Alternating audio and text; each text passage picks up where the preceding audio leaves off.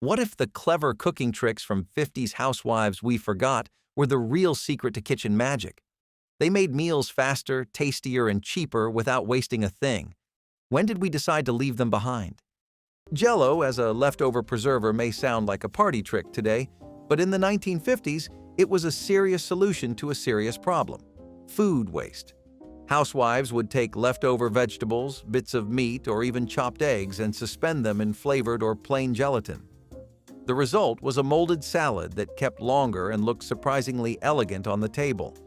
It was not about being fancy.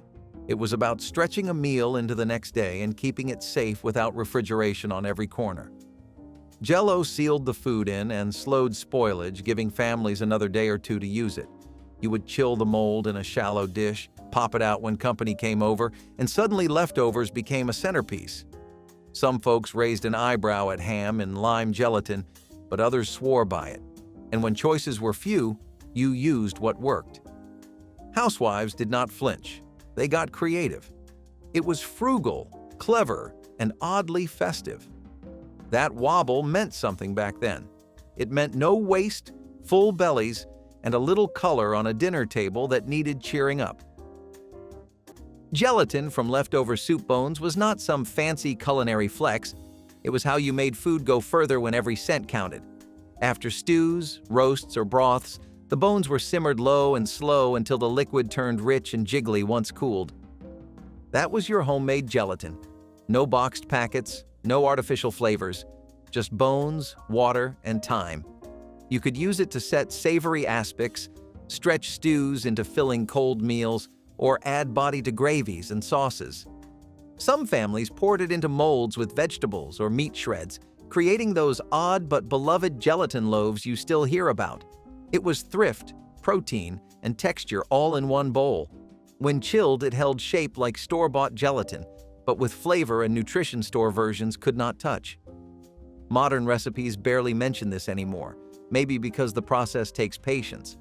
But for families who had little to spare, it was a quiet way to hold on to every bit of goodness the meal had to offer. Old-fashioned corn pudding was sweet, soft, and surprisingly hearty, especially for something that came from such humble beginnings. In the 1930s, cornmeal was dirt cheap and endlessly useful, and this dish was one of the cleverest ways to turn it into a filling side: a bit of cornmeal, water or milk, and just enough sugar to make it feel special. Eggs were sometimes added, but often it was just flour, grease, and corn. It came out like a custard or a thick bread pudding, depending on what you had. Baked slowly, it developed a crust on top and a warm, spoonable inside that made it a family favorite. People would eat it hot out of the oven or cold the next morning, sometimes drizzled with molasses or a pat of margarine. It was both side dish and dessert, depending on your mood.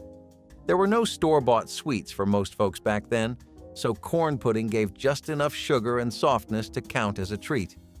And for children, it was a rare bite of comfort in a world where food often felt like medicine. It was poor man's pudding, but it tasted like something richer. Salt-rubbed chicken skin crisping is one of those old-school tricks you try once and wonder why you ever stopped.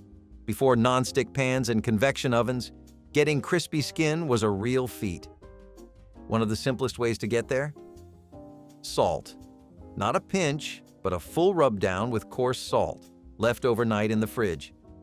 It drew out moisture, dried the skin, and left it ready to blister and brown. You could add garlic or herbs if you had them, but you really did not need to.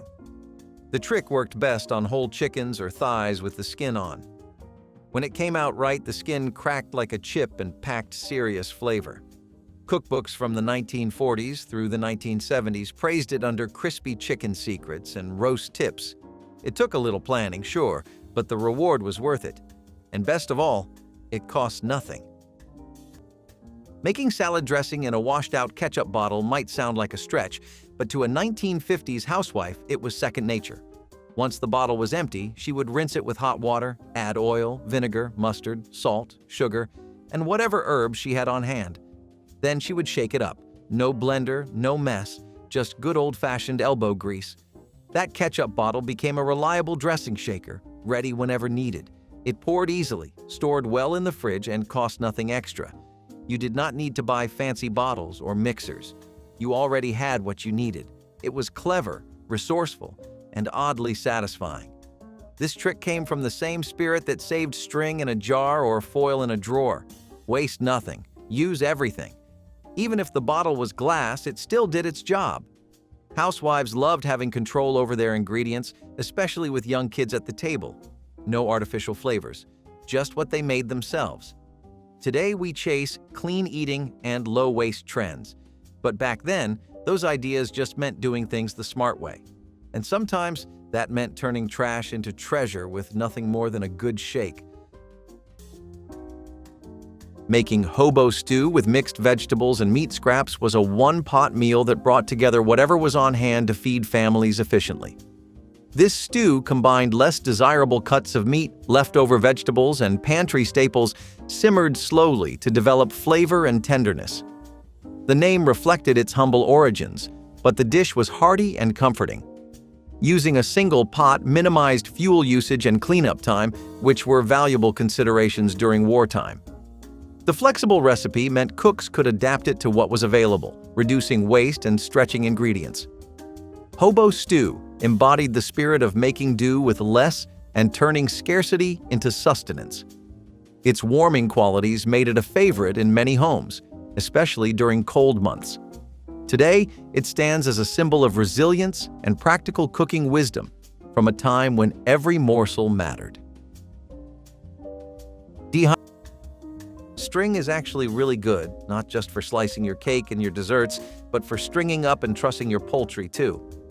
It helps keep the bird in a compact and even shape, which, as you may have obviously guessed, helps ensure that the bird cooks evenly too.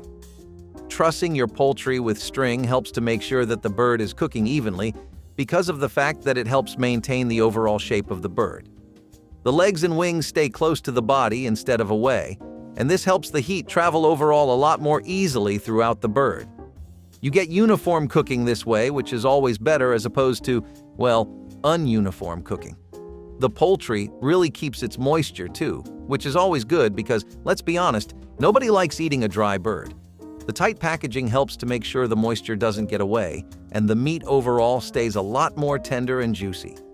Trussing also has an unexpected benefit, but since the body stays tighter and more together, the presentation ends up looking better too. This is a part of why trussing your bird around Thanksgiving became such a massively practiced hobby across the United States.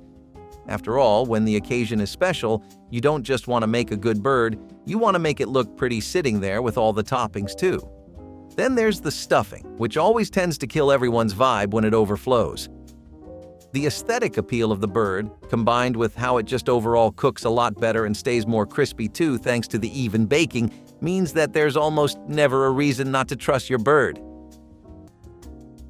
Cooking cornmeal. Spoon bread as a bread substitute was a clever way to fill the gap when traditional bread was scarce during wartime.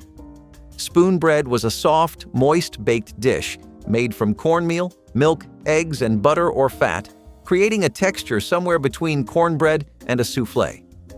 This dish was easy to make with pantry staples and required less flour than typical bread recipes, making it perfect for rationing times.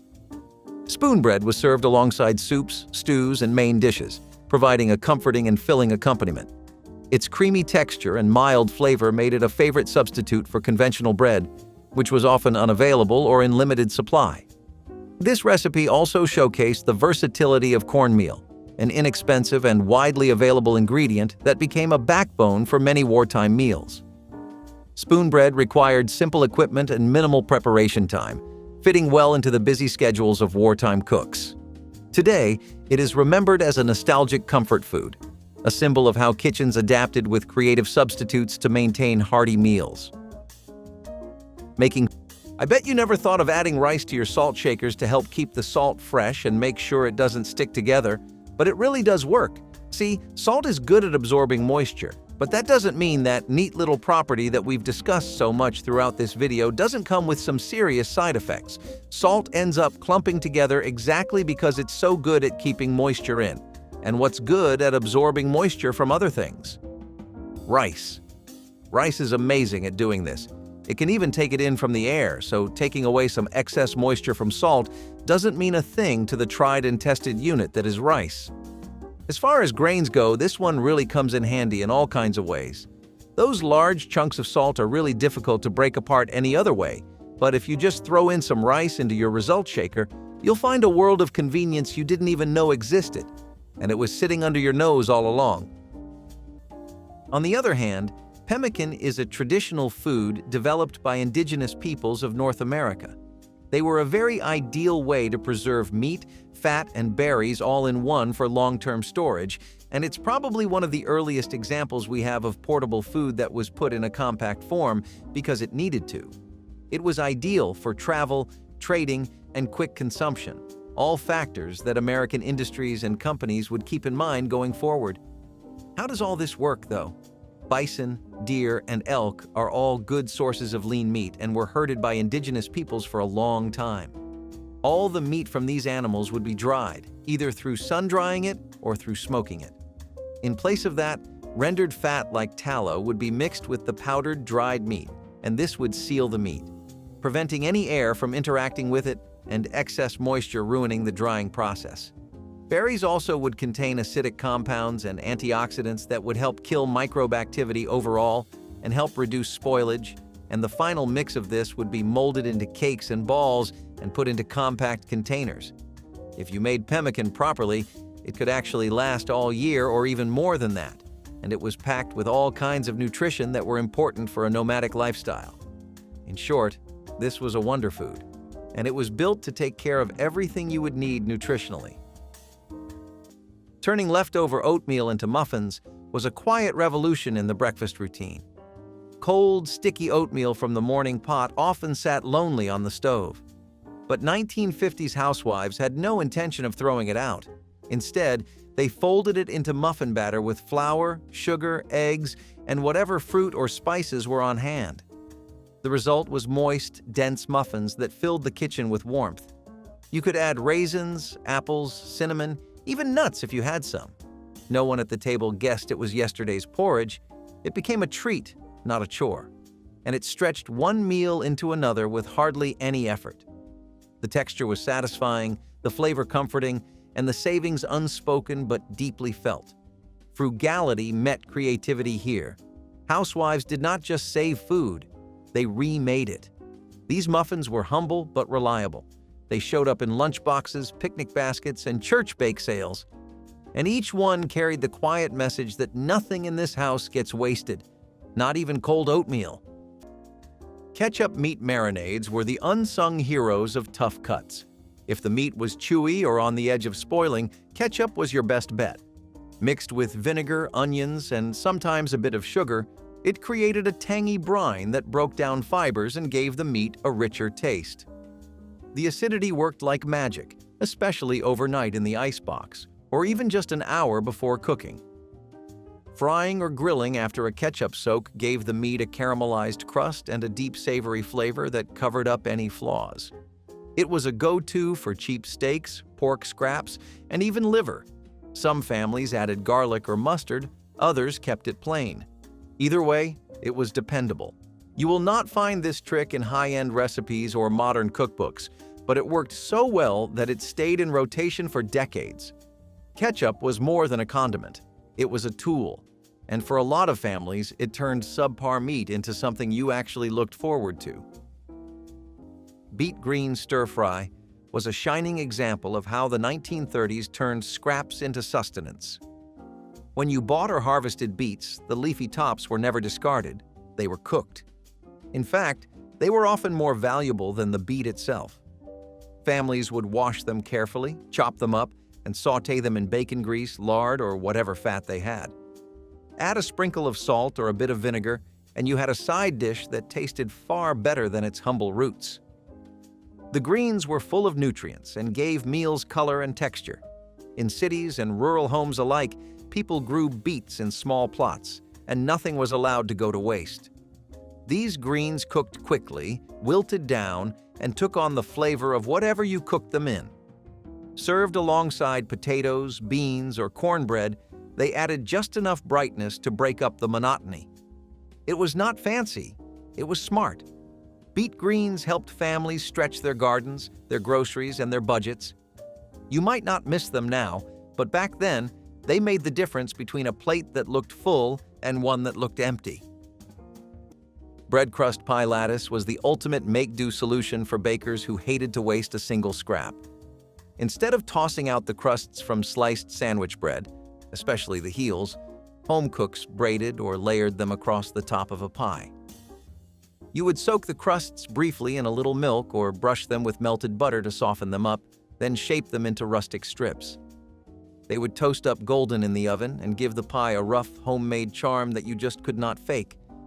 It was not flaky like traditional crust, but it held its shape and added a chewy, buttery layer to each slice.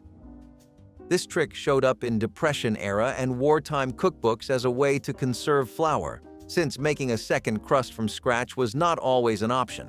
It worked best on fruit pies or pudding pies that needed a topping but did not require full coverage. You would be surprised how many old-timers still remember this with a kind of fondness. Those scrappy little pies made with crusts no one wanted. And the best part? It actually tasted pretty good. Condensed soup as a sauce base was the shortcut that felt anything but lazy. Cream of mushroom, tomato, chicken. It all came in cans stacked high in the pantry. Housewives relied on them to turn plain casseroles into creamy, hearty meals with just one stir. Instead of making bechamel from scratch, you opened a can and added milk or broth. Suddenly, you had a thick, smooth sauce that tasted homemade. It was fast, affordable, and tasted good with nearly everything: pasta, rice, meat, or vegetables. One can could coat an entire dish. And when you were feeding 5 people on a 2-meal budget, that mattered. It helped bring consistency to meals and gave new life to leftovers. You could even mix 2 flavors to make your own twist. It was a blank canvas that worked with whatever was in the fridge. That kind of flexibility was gold in a 1950s kitchen. These soups may have started as shelf-stable convenience food, but they became a trusted tool in every cook's kit. Housewives did not just use them, they elevated them. And that was the trick all along.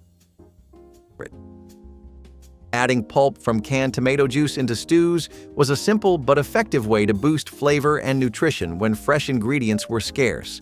Tomato juice pulp added a rich, tangy depth to otherwise bland stews, helping to mask the limited variety of vegetables or meat. The canned pulp was easy to store and available even when fresh tomatoes were not, making it a pantry staple in wartime kitchens. Adding tomato pulp also contributed valuable vitamins and antioxidants, improving the meal's overall health benefits. It was a versatile addition that worked well with a range of dishes, from bean stews to vegetable soups. Using canned tomato pulp showed how cooks creatively enhanced flavor while conserving precious resources. This trick helped turn plain, rationed ingredients into satisfying, tasty meals. Today, canned tomato products remain popular, but during World War II, their strategic use was a mark of kitchen ingenuity and frugality. Chilled bowls are actually fantastic for placing your whipping cream in because the cold temperatures here really help in keeping the fat in the cream stable. Why is the stability of the fat of your whipping cream a subject you may want to be invested in? Well, that's because unlike keeping a stable diet or sleep schedule, the effects this time around are a lot more immediate. Whipping cream is made up of a lot of fat molecules that get suspended in the water. That's what happens when you whip the cream. Those molecules start clumping together and make what you see. At room temperature even, this fat can start to melt, and it means you lose the texture of whipping cream when it's at its best. If you chill the bowl, though, you don't get this problem because the fat actually stays firm and helps the foam keep its shape. Pretty interesting, right? I know I like my whipping cream at tip-top performance, and if you do too, maybe you want to keep this one in mind. If you would bury root vegetables in the crown, then you were literally taking advantage of the natural regulation of the earth. This was a common practice that people did to keep vegetables as fresh as they could be and extend their shelf life, and it was something you'd see a lot throughout the winter. Basically, in the colder months, since the ground tends to maintain a consistently cool temperature, it helps slow the metabolic process of most vegetables down. This helps to stave off the decaying process, but the temperature of the soil during the winter is actually a lot lower than you think. It's literally just a few degrees Fahrenheit above the freezing point, and this way, not only do you get to preserve your fruit, but the overall nutritional content and texture get preserved too. Most vegetables also really need to be hydrated properly, or they'll shrivel up and die, and soil acts as a natural wellspring of moisture, so you get that covered easily. Using pumpkin shells as nature's crockpots was one of the most visually stunning and practical techniques Native American cooks ever invented. Imagine carving out a big, sturdy pumpkin, filling it with a mixture of meats, roots, grains, and herbs, and setting it carefully near a low, steady fire. The thick pumpkin walls would slowly roast from the outside while the food inside simmered gently, absorbing all the sweet, nutty flavors of the squash itself. The pumpkin became pot, oven, and seasoning all in one, with no waste and no need for heavy metal tools. When the meal was ready, you simply cut into the tender pumpkin itself and ate it alongside the hearty stew it had helped create. It was a way of turning even the simplest gathering into a feast. And if you thought cooking in pumpkins was impressive, just wait until you see how native cooks used nothing but green leaves and open steam to create fish dishes that tasted like a gift straight from the earth itself. Leftover mashed potatoes turned into pancakes was a breakfast staple for families who refused to waste a single spoonful. The process was simple. You took cold, firm mashed potatoes, added a bit of flour or egg, and dropped the mixture into a hot skillet. Crisp on the outside, soft on the inside. It was comforting, filling, and downright thrifty. Housewives in the 1950s knew better than to toss leftovers. Potatoes were cheap, yes, but not so cheap you could afford to throw them out. These pancakes stretched a single dish across meals and added warmth to the morning. You could dress them up with chopped onions, garlic, or even leftover bits of cheese. Fried in bacon grease or butter, they gave off the kind of smell that made a kitchen feel alive. Kids loved them, husbands praised them, and moms appreciated the ease. Leftover night did not always mean boring. It meant clever. It meant knowing how to make something new out of what had already served its purpose. These potato pancakes did not just fill bellies, they proved that a little imagination could go a long, long way. Split biscuit griddle reheat was how you made yesterday's biscuits feel like today's blessing. You took cold, slightly stale biscuits from the day before, split them open, and fried the cut sides in bacon grease or lard. The crust got crispy, the inside stayed soft, and what was once boring became suddenly hard to resist. It was quick, easy, and made the whole kitchen smell like breakfast, even if it was just leftovers. You did not need to add anything, but sometimes a dab of jam or honey made it extra special.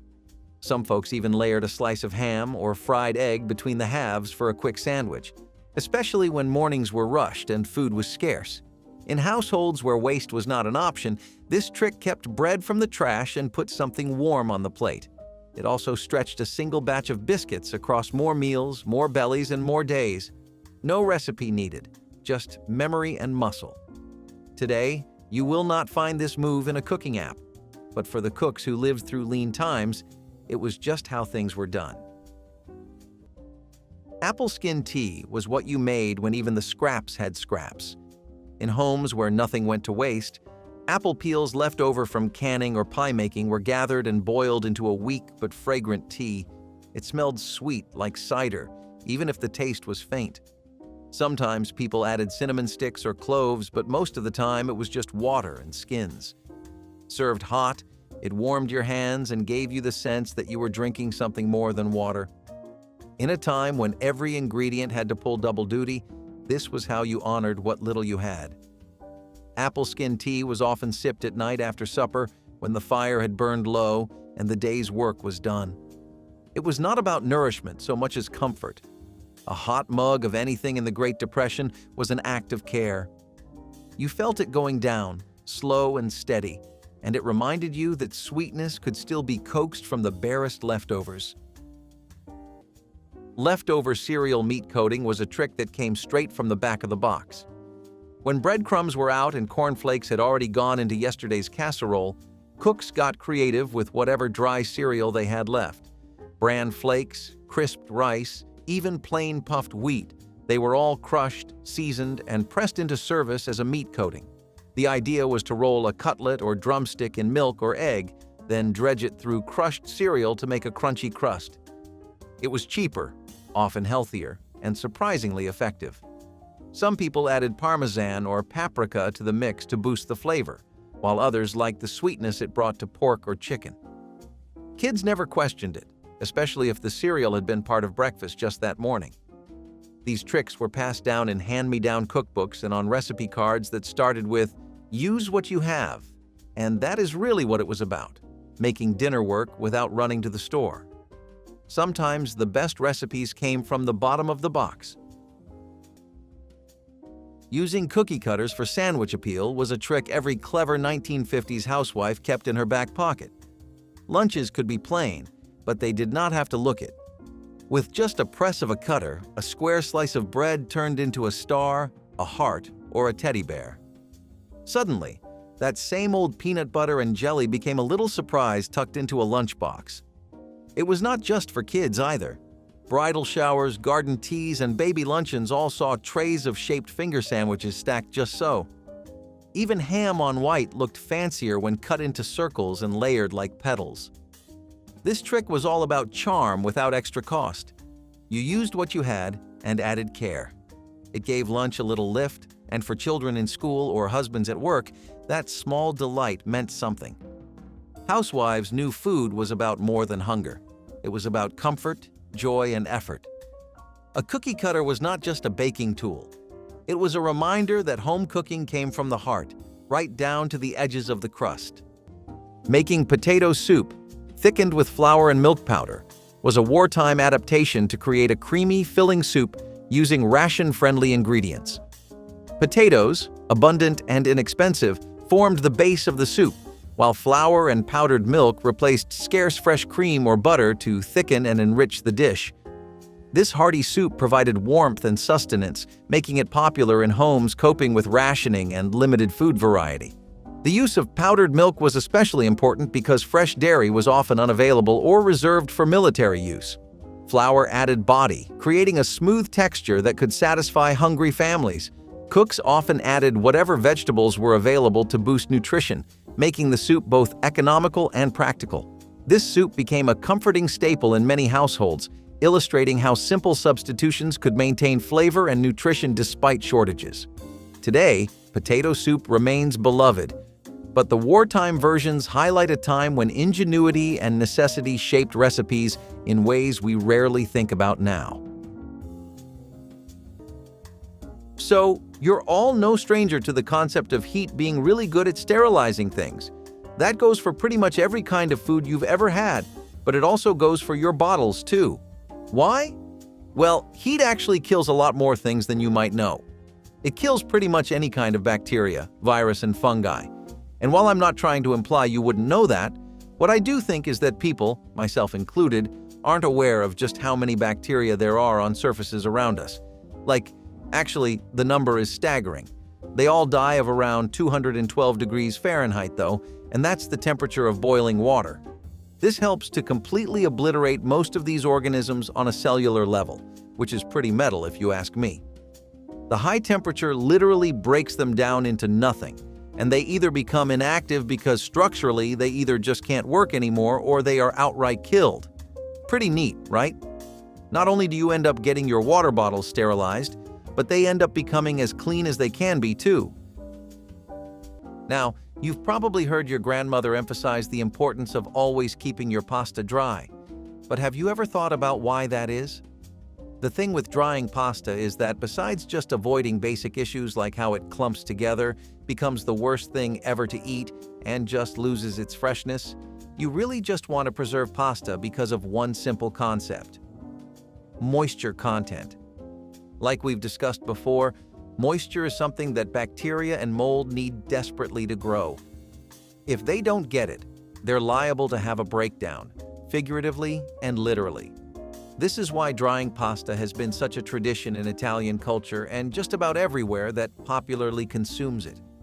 Drying your pasta reduces the water content by a good 15%, and that helps the pasta achieve a much higher shelf life.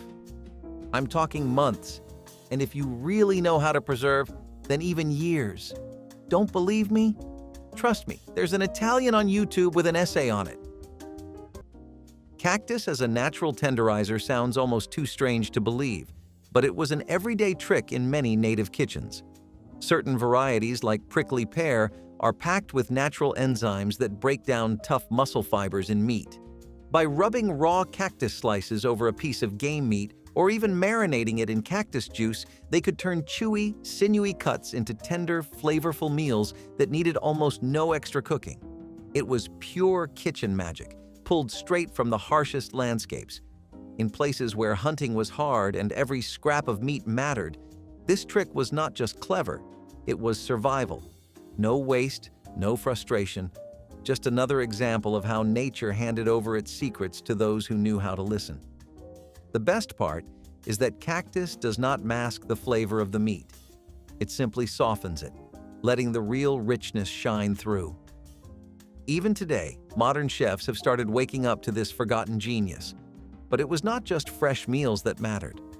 When you needed to carry food across miles of wilderness, you needed another skill altogether: the incredible art of sun-drying meats under the open sky. Stretching ground beef with rolled oats was not just frugal, it was necessary.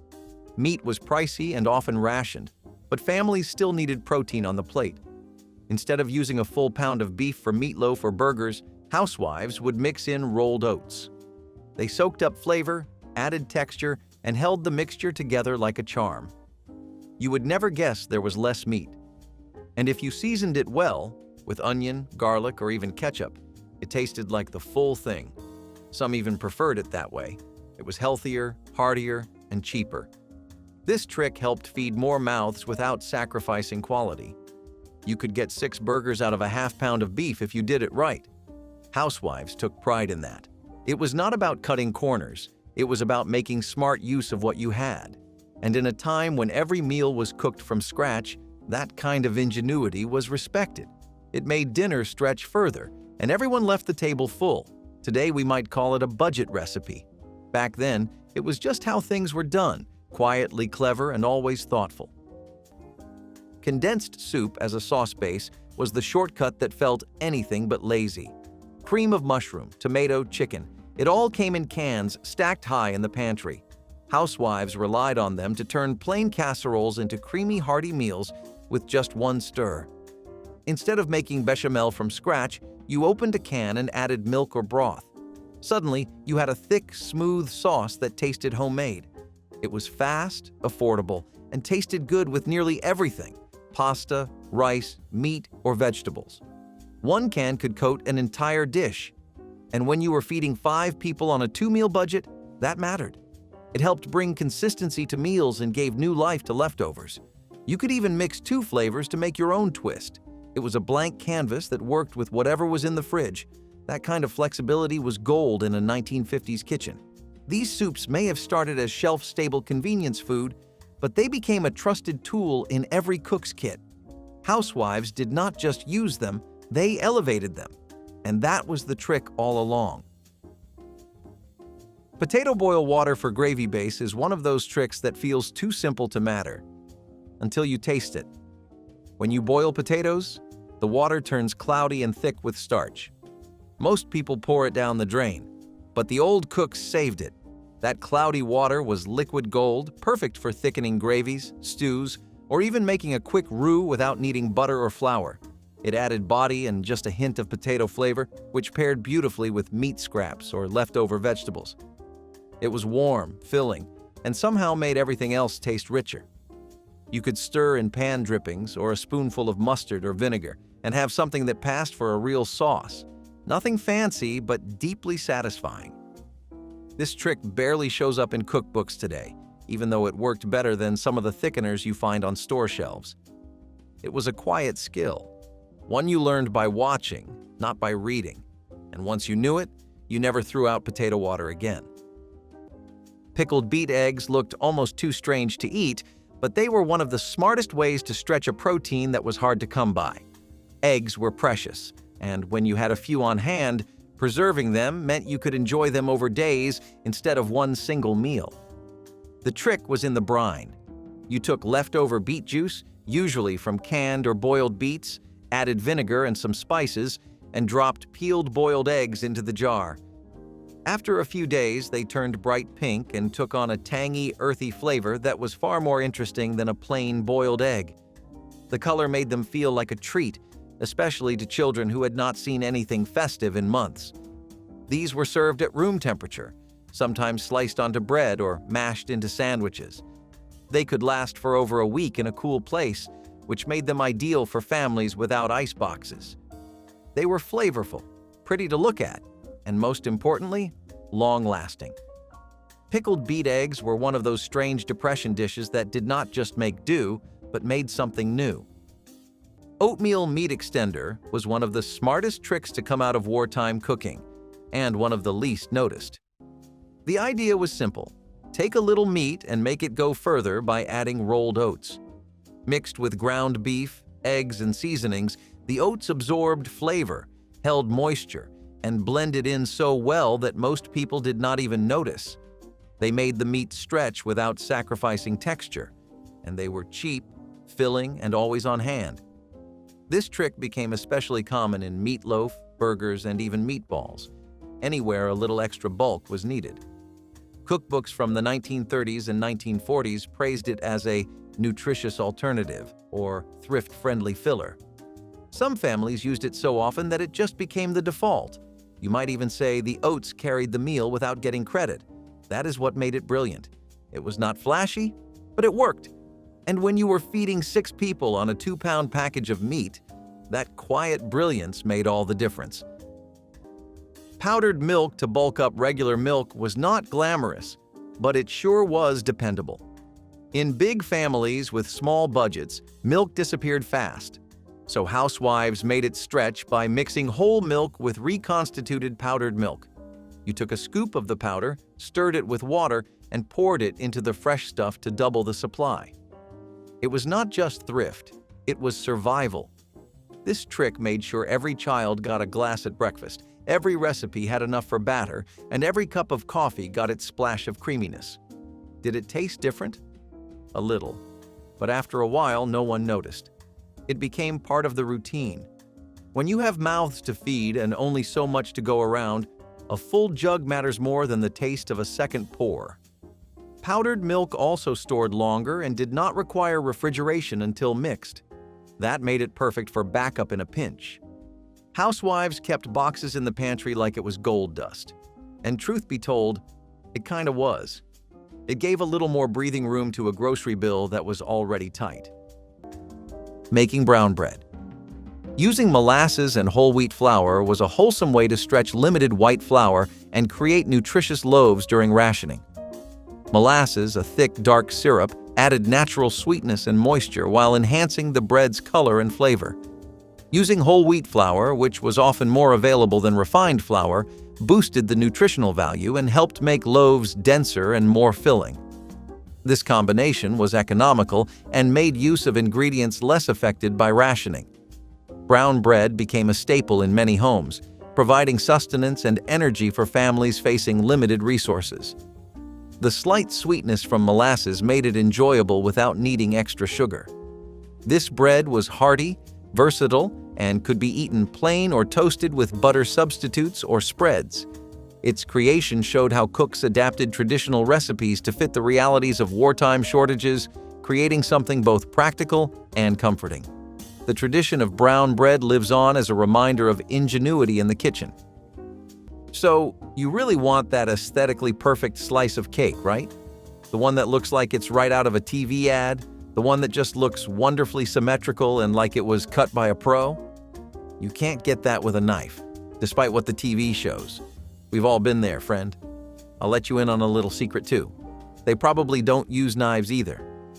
When you start with a knife, especially if the blade is dull or blunt, then the pressure that the knife gives off might cause some pretty uneven compression throughout the cake.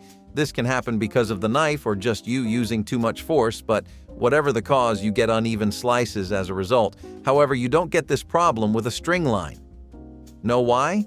String lines create uniform pressure across the entire surface of the cake.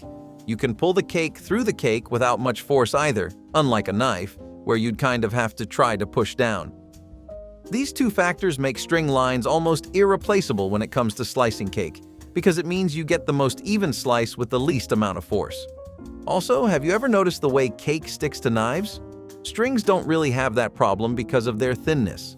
Knives, on the other hand, are prone to dragging a lot of the cake with them. So, this one might take you for a spin, and I'm not sure if most of you would even be familiar with the concept.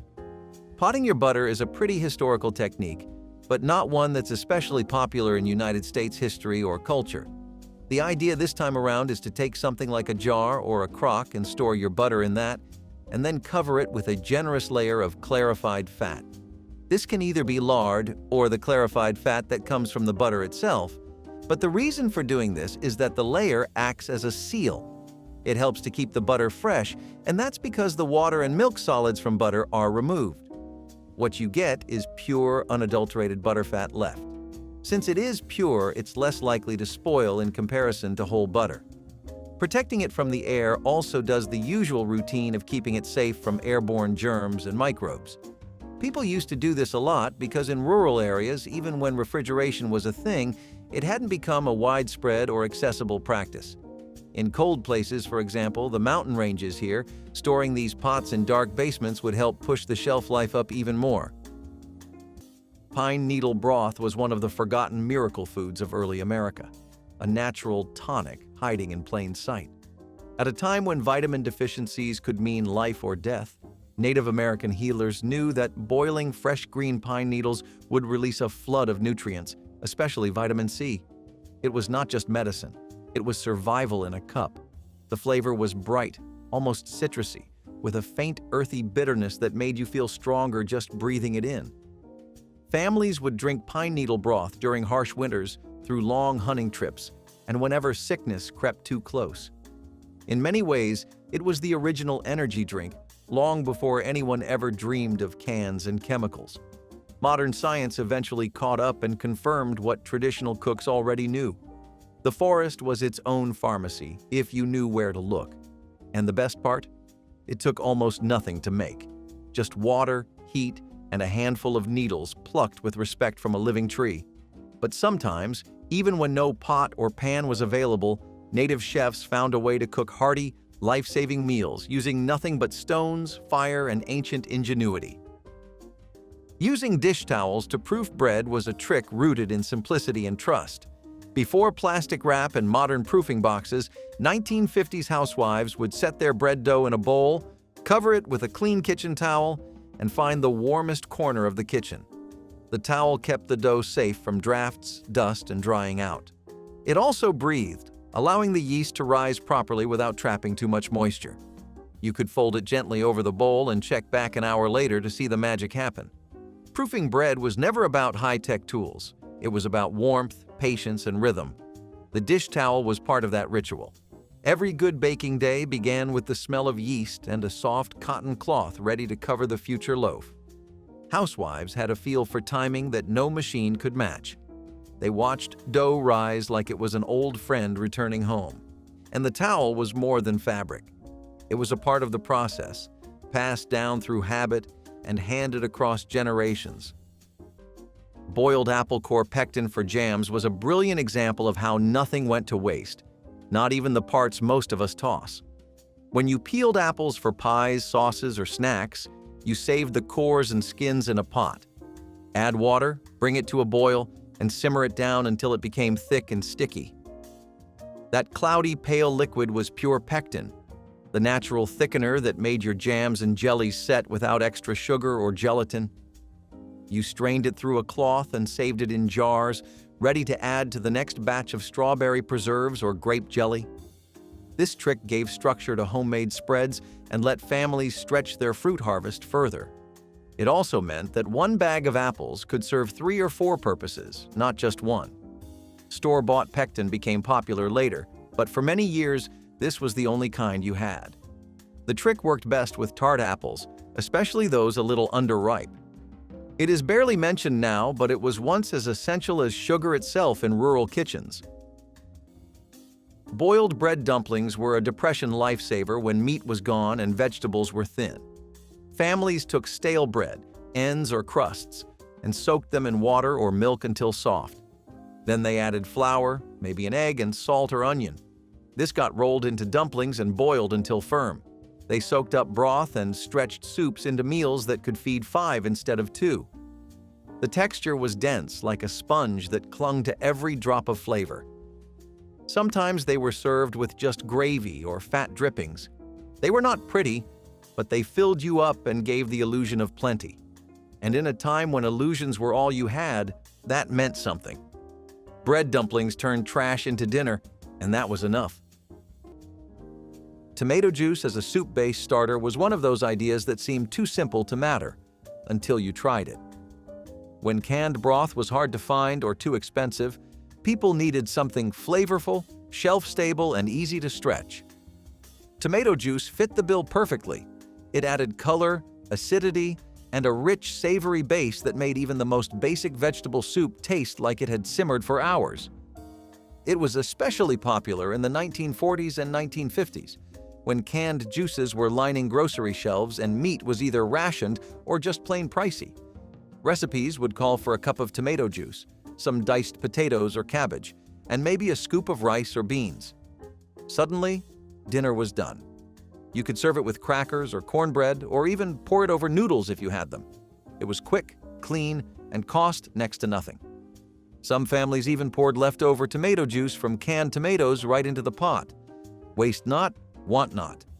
These soups were humble, but they were hearty, and sometimes that is all you needed, especially when times were tight. Jell-O as a leftover preserver may sound like a party trick today, but in the 1950s, it was a serious solution to a serious problem: food waste. Housewives would take leftover vegetables, bits of meat, or even chopped eggs and suspend them in flavored or plain gelatin. The result was a molded salad that kept longer and looked surprisingly elegant on the table. It was not about being fancy. It was about stretching a meal into the next day and keeping it safe without refrigeration on every corner. Jell-O sealed the food in and slowed spoilage, giving families another day or two to use it. You would chill the mold in a shallow dish, pop it out when company came over, and suddenly leftovers became a centerpiece. Some folks raised an eyebrow at ham and lime gelatin, but others swore by it. And when choices were few, you used what worked. Housewives did not flinch. They got creative. It was frugal, clever, and oddly festive. That wobble meant something back then. It meant no waste, full bellies, and a little color on a dinner table that needed cheering up. Count. This method also reduced preparation time and minimized waste in kitchens where every resource mattered. After cooking, the skins were peeled off easily, sometimes used in other dishes or composted. Potatoes were a staple wartime food due to their availability and ability to grow in many regions. This simple step ensured that their health benefits were not lost in the cooking process. The technique showed how attention to detail in the kitchen could stretch limited food into a more nourishing meal. Today, many cooks appreciate this method for both nutrition and flavor, keeping a small wartime secret alive. Potatoes are really starchy, and this gives them a lot of benefits outside the kitchen and your plate of food too. It helps them take away any kind of excess salt from your dish by just making sure that you don't have excessive moisture. As we have gone through so many times in this video already, the moisture amount in your food needs to be just right for a lot of things to work, as they ideally should. Potatoes, being composed almost entirely of starch, have a massive capacity for absorbing all kinds of liquids. You put raw potatoes into some kind of soup, stew, or sauce, and just watch as it takes away the liquid and salt. Most of the salty liquid gets absorbed by the potatoes thanks to a process known as osmosis. This is what happens when liquids or water move from one object to another to balance out the overall concentrations. The starches of the potato help to make a membrane that helps to draw the liquid into the potato. Plus, besides just that, potatoes are really good at diluting salt. Why does this help? It helps to keep the salt-to-food ratio low, which ensures that your steak or burger is just the right amount of bitter and not overpoweringly so. All in all, a little potatoes on the side have more benefits than you'd initially expect. Honey preservation is basically one of the few bounties of nature that will almost never betray you. It's good for your skin. It helps to boost your gut health. It doesn't ever go bad. And now I'm going to tell you all about how it preserves itself better than anything else. So, the thing with honey is that the super low moisture content in honey basically makes it impossible for any of the icky and nasty stuff we've gone over so far to grow or even get a chance to come into existence. Honey's also really acidic, and it falls anywhere between 3.2 and 4.5 on the pH scale. This helps to curb stomp the growth of any gross bacteria and fungi, so it's got a natural preservative quality in that. Anything that's got a strong acidic background naturally will do that. But honey works better for a few other reasons, like how honey naturally exudes something called glucose oxidase. When you combine this with just glucose, or sugar, you get hydrogen peroxide. This is a natural microbe hunter, and it basically destroys bacteria on site. Honey has a high sugar content already and is largely made up entirely of glucose and fructose, so go figure. Long story short, the thing is just built different and built strong. The trick of smoking corn husks for deep, sweet flavor might sound simple today, but it was revolutionary in the world of ancient cooking. Corn was life to many native communities, not just a crop, but a living gift. Every part of it was precious, especially the husks. By soaking them lightly and laying them over hot coals or wrapping food inside them, cooks could infuse whatever they were making with a smoky, sweet richness that no wood or spice could ever truly replace. Smoking corn husks became a way to turn plain dishes into something sacred, layering that faint sweetness into meats, vegetables, even simple bread. It was an invisible ingredient, a secret handshake between the land and the plate. Today, a few high-end restaurants still use this trick, usually without telling you, because the result feels so natural, so impossibly rich, that diners are left wondering what kind of sorcery they have just eaten. But corn was not the only plant they turned to for hidden flavor and power. If you knew where to look, even the tallest pine trees offered a secret recipe for survival. Using evaporated milk as a cream substitute was an essential 1950s kitchen trick. Cream was expensive, spoiled fast, and was not always easy to find at the corner store. But evaporated milk came in a can, lasted forever, and delivered the richness housewives needed to whip up sauces, soups, and desserts. They would shake the can, open it, and pour it right into the pot like a secret ingredient. It thickened things beautifully and gave food that silky texture people usually only got at diners or supper clubs. It worked in coffee, mashed potatoes, fudge, even homemade ice cream. And it cost a fraction of what fresh cream did. Housewives swore by it, not because they had to, but because it worked. If you were lucky enough to have 2 cans, you could even whip it for pies or pudding toppings. It sounds like a hack today, but back then, it was just kitchen smarts. The pantry always had a few tucked away. In a time where smart substitutions meant the difference between skipping dessert or having something sweet, evaporated milk stepped in as the quiet hero. It made frugal feel fancy, and that mattered more than anyone let on. Skillet roasting coffee beans at home was an act of love and patience.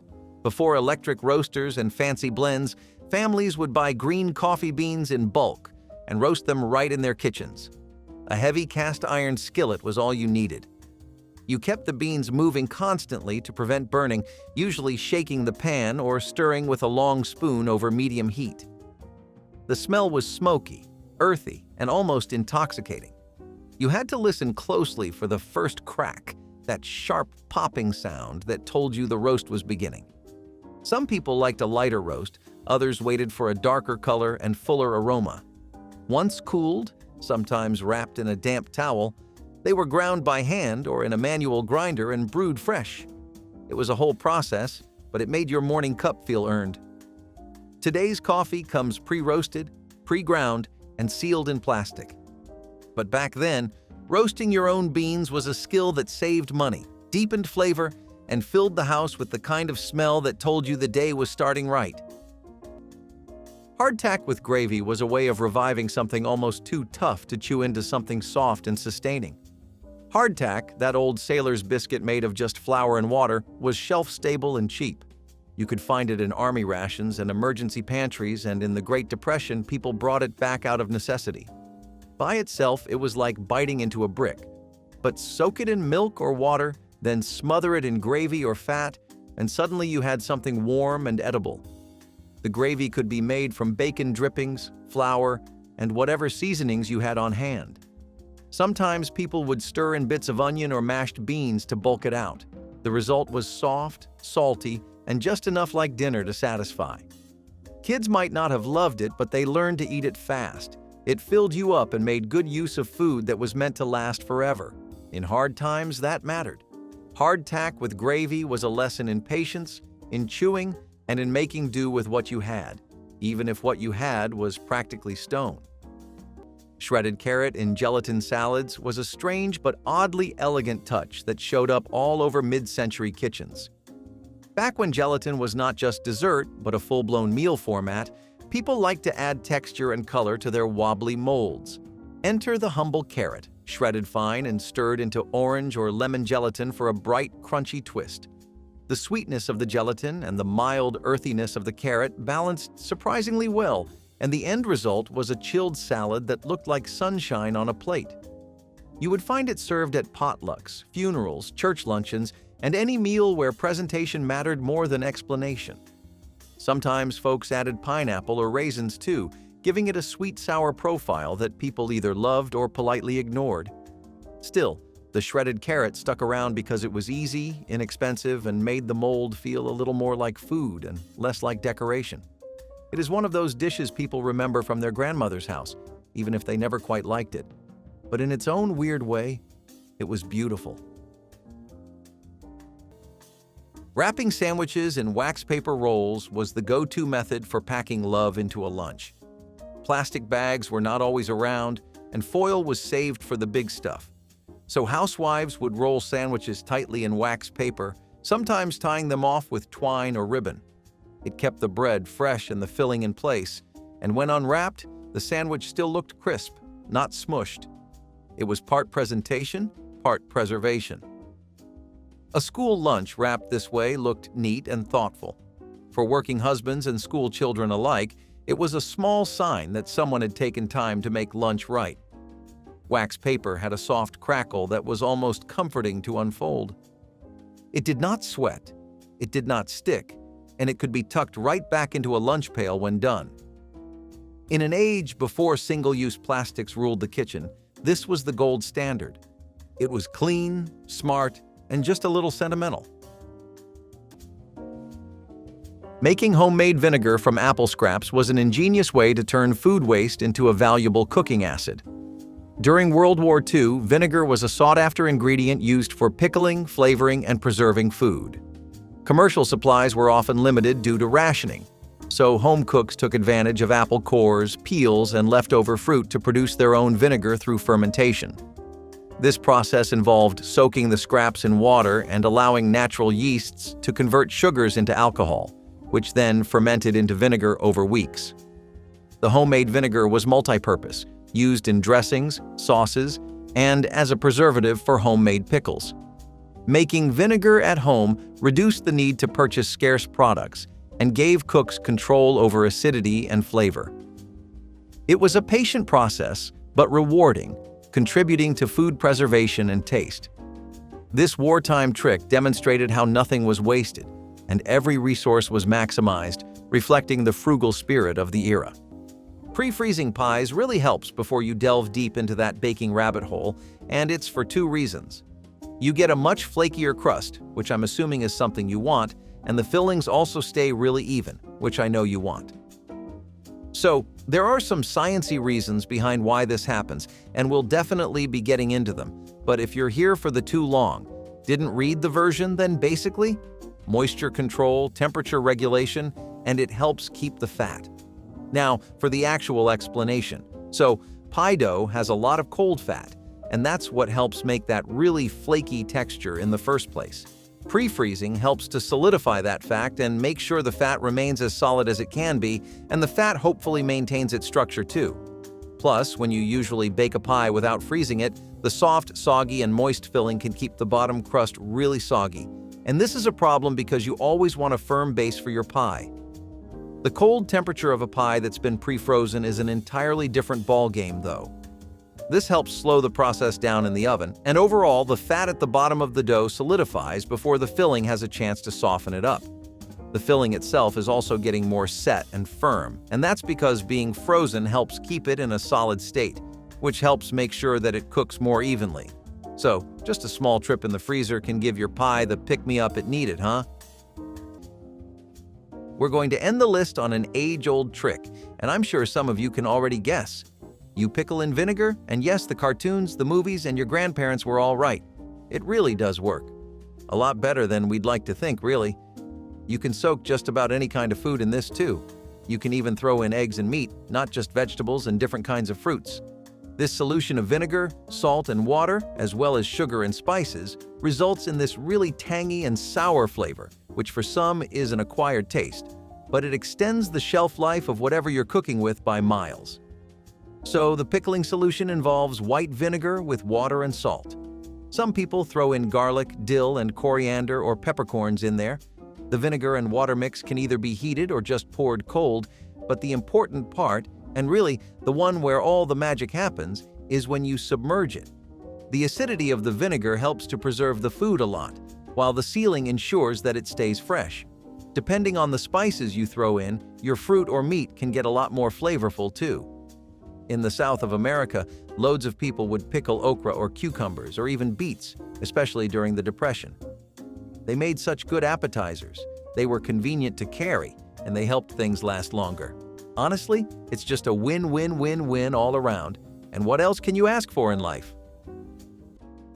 Rock boiling is one of those lost arts that feels almost too wild to be real, but it absolutely was, and it still works today if you know how to do it. Picture this. You have no metal pot, no pan, nothing but a fire, a handful of food, and a riverbank full of stones. Native American cooks would heat large, clean rocks directly in the fire until they were almost glowing, then carefully drop them into hollowed-out bowls made of bark, animal hide, or clay. The heat from the stones would bring the water to a bubbling boil almost instantly, allowing them to cook stews, boil roots, or even prepare medicinal teas without ever burning the vessel. It was a skill that could mean the difference between an empty belly and a full one. And it was not just functional. It gave the food a subtle mineral richness you cannot replicate any other way. Today, rock boiling feels almost mythical, a forgotten page from a cookbook written by the earth itself.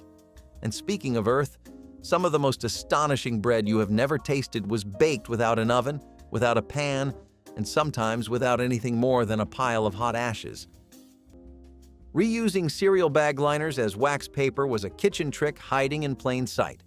Once the kids had torn through their cornflakes or puffed rice, housewives would carefully remove the inner plastic liner, shake out the crumbs, and set it aside.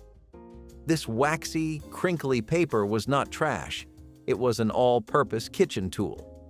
You could wrap sandwiches in it, cover leftovers, line cake pans, or even roll out pie dough without sticking. It was durable, clean, and, best of all, completely free. In the 1950s, every penny saved counted, and this clever reuse was like a quiet rebellion against waste. Homemakers found dozens of ways to repurpose what others might throw out. It was a lesson in resourcefulness, not just frugality. If you grew up during that time, you probably remember the sound of those liners being folded and tucked away in a drawer. That crinkle was the sound of a house being run right.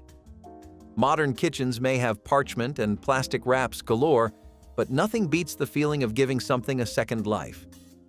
In a way, cereal bags were just another example of how every part of the home was expected to pull its weight, even the packaging.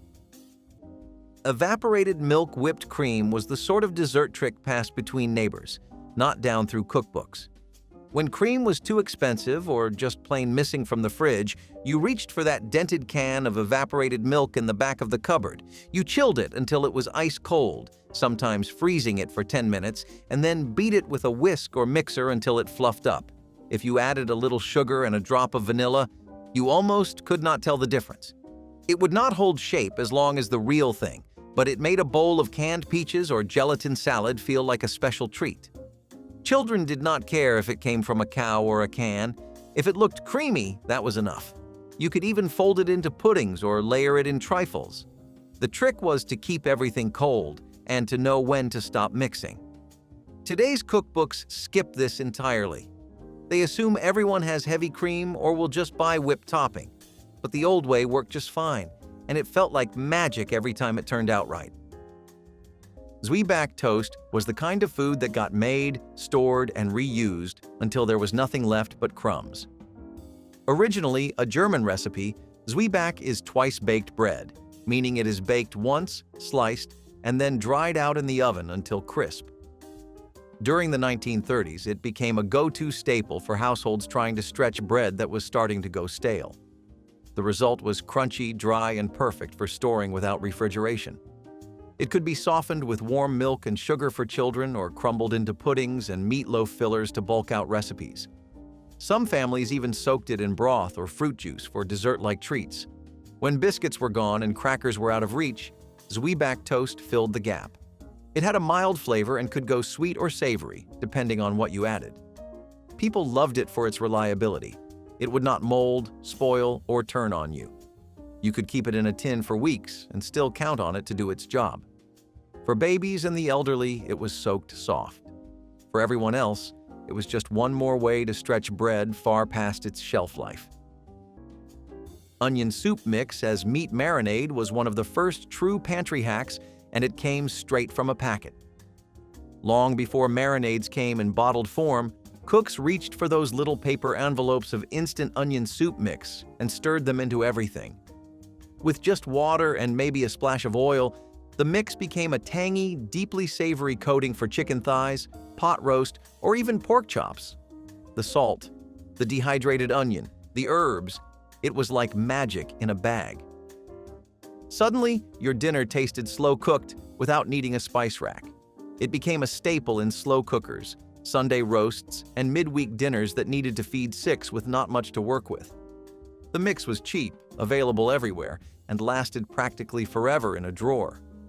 Cookbooks and food ads praised it as flavor in minutes, and they were not wrong. Even now, some of the best meatloaf recipes still sneak in a packet. It was the kind of trick that made you look like a kitchen genius, even when all you did was open a box.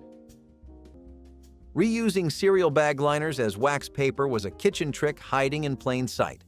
Once the kids had torn through their cornflakes or puffed rice, housewives would carefully remove the inner plastic liner, shake out the crumbs, and set it aside.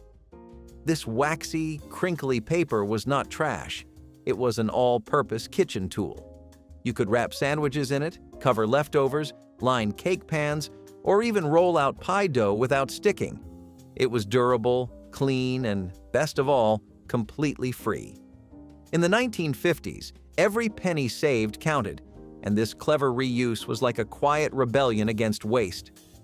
Homemakers found dozens of ways to repurpose what others might throw out. It was a lesson in resourcefulness, not just frugality. If you grew up during that time, you probably remember the sound of those liners being folded and tucked away in a drawer. That crinkle was the sound of a house being run right. Modern kitchens may have parchment and plastic wraps galore, but nothing beats the feeling of giving something a second life. In a way, cereal bags were just another example of how every part of the home was expected to pull its weight, even the packaging. Leftover coffee grounds as a meat tenderizer was an unusual but surprisingly effective wartime kitchen hack. After brewing coffee, the spent grounds were saved instead of discarded, then used to tenderize tougher cuts of meat. The slightly abrasive texture helped break down fibers, while the natural acids in coffee softened the meat, improving texture and flavor. This trick allowed families to make the most of less expensive, tougher cuts, which were common during rationing. It was an easy, cost-free way to improve meals without needing special ingredients or equipment. The grounds could be rubbed directly onto meat or included in marinades, showing how every kitchen waste product was reimagined as a resource. This method reflected a larger trend of making do with what was available and finding hidden uses for ordinary items. Though it might sound strange today, it was one of many clever adaptations that helped stretch food budgets. It serves as a reminder that sometimes the simplest solutions can come from unexpected places. So wax paper really helps keep ice cream soft because it helps stop those nasty little ice crystals from forming thanks to cutting off its exposure to air. Ice cream tends to get, well, icy or hard over the course of its short life thanks to the large ice crystals that take shape over the surface. This makes it feel really grainy, and it almost means you need to bite the ice cream instead of licking it, and that's just not nice for anyone involved. Wax paper stops this problem right in its tracks by cutting off any exposure to the air, which means that the crystals don't really ever get the chance to form in the first place. This way, ice cream also doesn't lose any moisture as the wax paper helps to retain it. If you don't ever store your ice cream properly, that is, without any airtight sealing, it goes through something known as freezer burn. That happens when the surface of your ice cream gets dehydrated and gets exposed to just a bit too much air. Think of it like getting a cold, if your ice cream could even get that. Just a bit of wax paper takes care of all this, and for almost no effort, too. Now, cheese aging more or less has the same deal. Maturing cheese over time to give each wheel its own unique flavor, personality, and profile is an Italian hobby that probably predates the country's own existence, but in America it was brought on over during the 20th century. The science behind cheese aging basically has a lot to do with breaking down the fat of your regular unchecked milk fats into free fatty acids, which for our purposes, let's just say they have a lot more taste and flavor. Now, the other process is proteolysis, and during the entire cheese aging, enzymes that were taken from the milk and the bacterial cultures used to make the cheese help to break down the proteins that are there. It does the same thing as before, and the longer this goes on, the stronger those flavors become. That's why they really let those things sit for years, because it's basically a game of patience. The one who waits the longest gets the best cheese. Clay pot slow cooking was not just a recipe. It was a way of pulling flavor out of the earth itself. Native American communities would form thick-walled pots from river clay, baking them slowly in open fires until they were strong enough to hold the richest stews and slow-roasted meats you can imagine. The secret was patience. Cooking meat in these pots over smoldering coals allowed the juices to stay trapped inside, cycling through the dish again and again, infusing every bite with pure, concentrated flavor. No fancy Dutch oven, no stainless steel miracle cookware. Just ancient craftsmanship and a bond with nature so strong you could taste it. The slow, even heat of a clay pot gave even the toughest cuts of meat a tenderness you would not believe unless you had tried it. In a world before timers and thermostats, this was real mastery. And the taste? It was as close to magic as food can get. But clay was not the only tool they used to summon incredible flavors. Sometimes, the real secret was hidden in something even lighter than air, something that grew tall all around them: corn husks. Canned fruit cocktail as a dessert base was the sweet secret at the end of many 1950s meals. With real fruit hard to keep fresh and budget stretched thin, those little syrupy cans were a godsend. Cherries, pears, peaches, grapes, all diced and ready to pour. Housewives would layer the fruit with whipped cream, gelatin, or cottage cheese to create something that looked fancy and felt indulgent. It was easy, fast, and colorful. Kids loved it, husbands asked for seconds, and guests never complained. These desserts came together with minimal effort but plenty of flair. You might call it ambrosia, fluff, or just fruit salad, but it was more than the sum of its parts. A few spoonfuls brought color to a beige dinner and comfort to tired families. These cans lined pantry shelves like promise in a tin. Whether topped with shredded coconut, marshmallows, or a dollop of cream, the cocktail did its job well. And it did so with the kind of quiet reliability that defined homemaking in the 1950s. Sugar syrup canning seals were a sweet solution when real canning tools were hard to find. Before vacuum lids and pressure gauges became common, families often relied on a thick sugar syrup poured directly over fruit in jars. As the syrup cooled, it hardened just enough to create a glossy seal that kept out air, moisture, and insects. This sticky barrier helped preserve both the vibrant color and the shape of whatever was inside, juicy peaches, fresh strawberries, plums, or crisp apple slices. When you opened one of those jars in the dead of winter, the fruit still looked and tasted like summer. It wasn't perfect, but it was clever. The syrup was made with nothing more than boiled sugar and water, sometimes enhanced with a squeeze of lemon juice, a cinnamon stick, or a clove for a whisper of spice. While wax sealing was also common, syrup was simpler and added flavor. It was a preservation method born out of creativity, one that turned humble pantry staples into long-lasting comfort. Today, you won't find this in many modern cookbooks or safety guides, but in hard times, it was one of many tricks that brought color and sweetness to a season that offered neither. Sweet potato pie without eggs was a testament to how much flavor could be pulled from so little. Eggs were expensive, milk was scarce, and sugar had to be stretched, but sweet potatoes were dependable.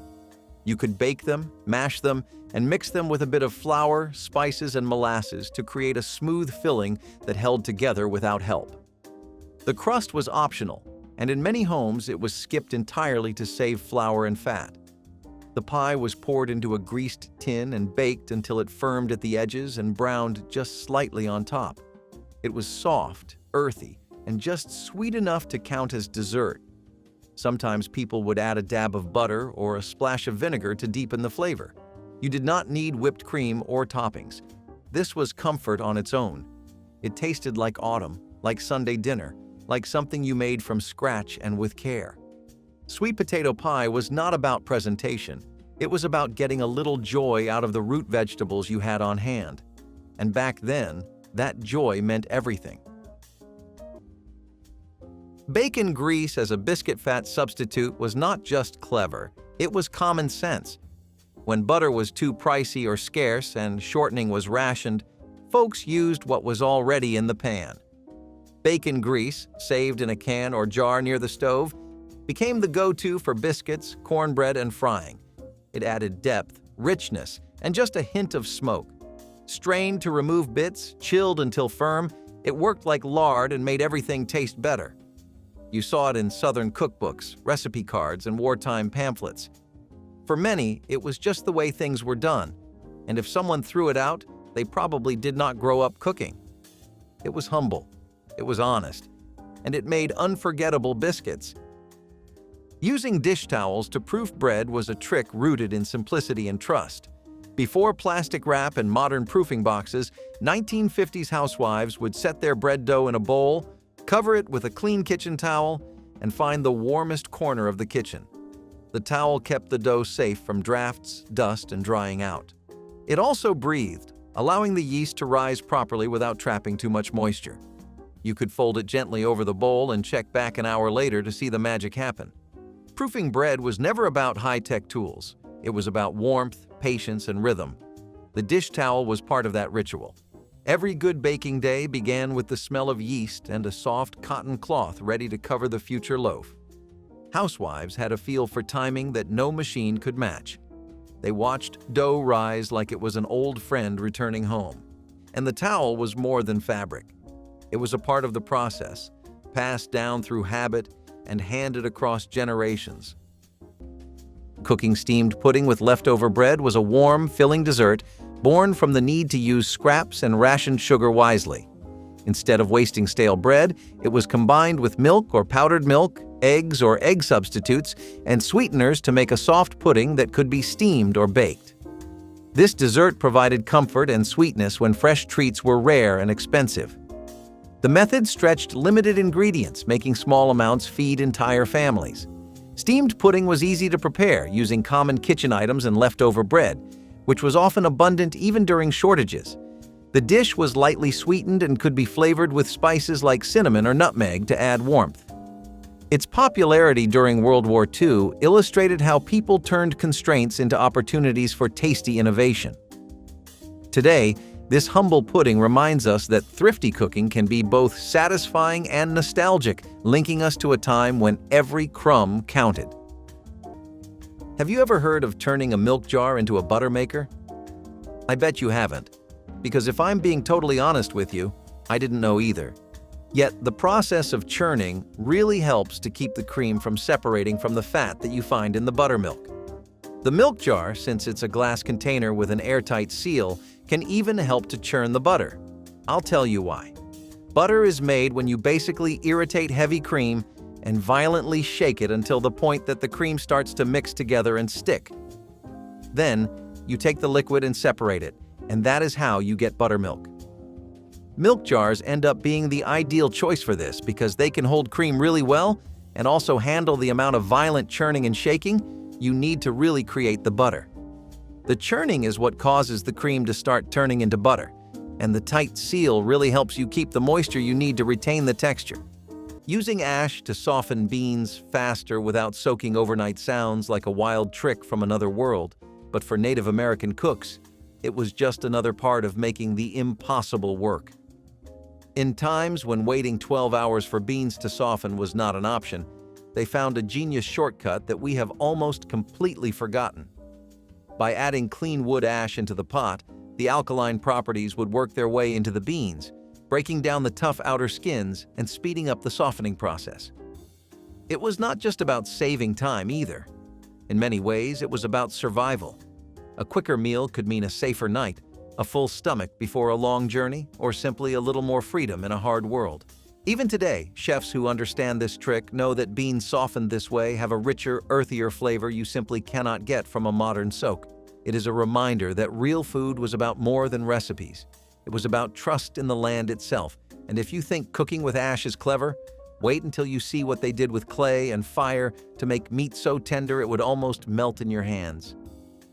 Using mayonnaise as a moisture booster in cakes was one of those tricks that seemed odd on the surface, but in practice, it worked wonders. Housewives in the 1950s were always looking for ways to keep baked goods soft and rich without using up precious butter or eggs. Mayonnaise, made from oil and eggs, added fat and moisture without affecting the flavor too much. In fact, when added to chocolate cakes or spice cakes, it made them taste even better. Deeper, smoother, and softer. You would mix a few spoonfuls right into the batter, and suddenly your scratch cake had the texture of something made at a high-end bakery. You did not need frosting to make it enjoyable. The moisture locked in so well you could eat it plain with coffee. This trick became a hit at school bake sales, church potlucks, and family dinners. It was also a quiet lifesaver when ingredients were limited or rationed. If you had mayonnaise in the fridge, you had cake potential. People back then knew how to stretch what they had and still make it feel like a treat. Today, it sounds like a shortcut, but back then, it was a stroke of genius. Clever, practical, and unforgettable. Cabbage leaf meat preservers were the poor man's parchment paper. When you had a small cut of meat and needed it to stay moist, you wrapped it in cabbage leaves. The leaves kept the juices in, added a faint sweetness, and softened up into something you could eat alongside the roast. You could bake it, steam it, or even tuck it into a skillet with a lid. The trick worked with ground meat, too. Stuffed cabbage rolls were just a natural evolution. It was popular among Eastern European immigrants, but caught on fast across rural America. The cabbage acted like a seal, but it was edible, cheap, and always around. People grew cabbage in their gardens and used every bit of it. Today, we use foil or fancy bags to lock in moisture, but back then, a cabbage leaf did the job just fine. Jelly omelets were the kind of oddball depression dish that worked better than expected. Eggs were easier to get than meat, especially if you had chickens, but they still had to stretch. So when there was no bacon or sausage, people got creative. They spread jam or jelly inside a folded omelet and served it like breakfast dessert. Grape, apple, strawberry, whatever you had, often homemade and preserved. It was sweet, soft, and oddly satisfying. The egg and sugar made something that felt like a treat, even if it was born of necessity. For children, it was special. For adults, it was just another way to avoid waste. You could swap in stewed fruit or mashed banana if jelly was gone. It was quick, flexible, and checked every box for a depression meal. It might seem strange today, but it made sense back then. When food was limited, taste mattered more than rules. Boiled salad dressing was the grandmother of everything that came before the grocery aisle. Back before bottled ranch or ready-made vinaigrettes, home cooks whipped up dressings from scratch using what they had in the pantry. This particular one was a little tangy, a little sweet, and usually started with vinegar, sugar, egg yolks, and a bit of mustard powder. Everything was whisked together in a saucepan and cooked low until it thickened like a custard. The result was creamy and tart, perfect for potato salad, coleslaw, or even spooned over hard-boiled eggs. Some versions added flour or cornstarch to help it hold better in the fridge, while others kept it simple. It might not have had the smooth pour of modern dressings, but it had soul and a flavor people still remember. You would find it tucked into the back pages of church cookbooks, labeled Grandma's Dressing or Sweet Egg Sauce. When chilled, it firmed up a little, which made it ideal for picnic salads that had to last in the summer sun. It tasted like resourcefulness, it tasted like memory, and it was surprisingly good. Storing celery in aluminum foil was one of those little-known tricks that separated a wasteful kitchen from a wise one. Plastic wrap was not yet a common household item, and Tupperware was still a novelty for many families. So when a bunch of celery started to go limp, housewives would wrap it tightly in aluminum foil and tuck it into the fridge. This simple act worked like a charm. The foil let just enough moisture escape while keeping the celery firm and fresh. No soggy stalks, no odd smells, no food thrown out. That foil wrap could stretch a single bunch for nearly 2 weeks. Kids still got their crunchy snack, and dinner still had that satisfying snap in a soup or casserole. It sounds small, but it meant less waste and more money saved over time. Housewives passed this trick down like family folklore. You saw your mother do it, so you did it too. It was quiet, unfussy, and brilliant. In a time when food was money and money was tight, even celery got the 5-star treatment. You may not see it on a box today, but aluminum foil was a kitchen MVP before it even had the title. Stretching meatloaf with oats or breadcrumbs was a common tactic to make meat supplies go further during the shortages. When meat was scarce and expensive, people found that adding oats or breadcrumbs bulked up the mixture, making a smaller amount of ground meat feed a whole family. These fillers were inexpensive and readily available, making them perfect wartime kitchen helpers. Oats added texture and absorbed flavors, while breadcrumbs helped bind the loaf together, keeping it moist and filling. Seasonings and vegetables mixed in also helped improve the taste and nutritional value. This clever trick allowed households to serve a classic comfort food without using as much precious meat. It also introduced more fiber and whole grains into the diet, which was an unintended bonus.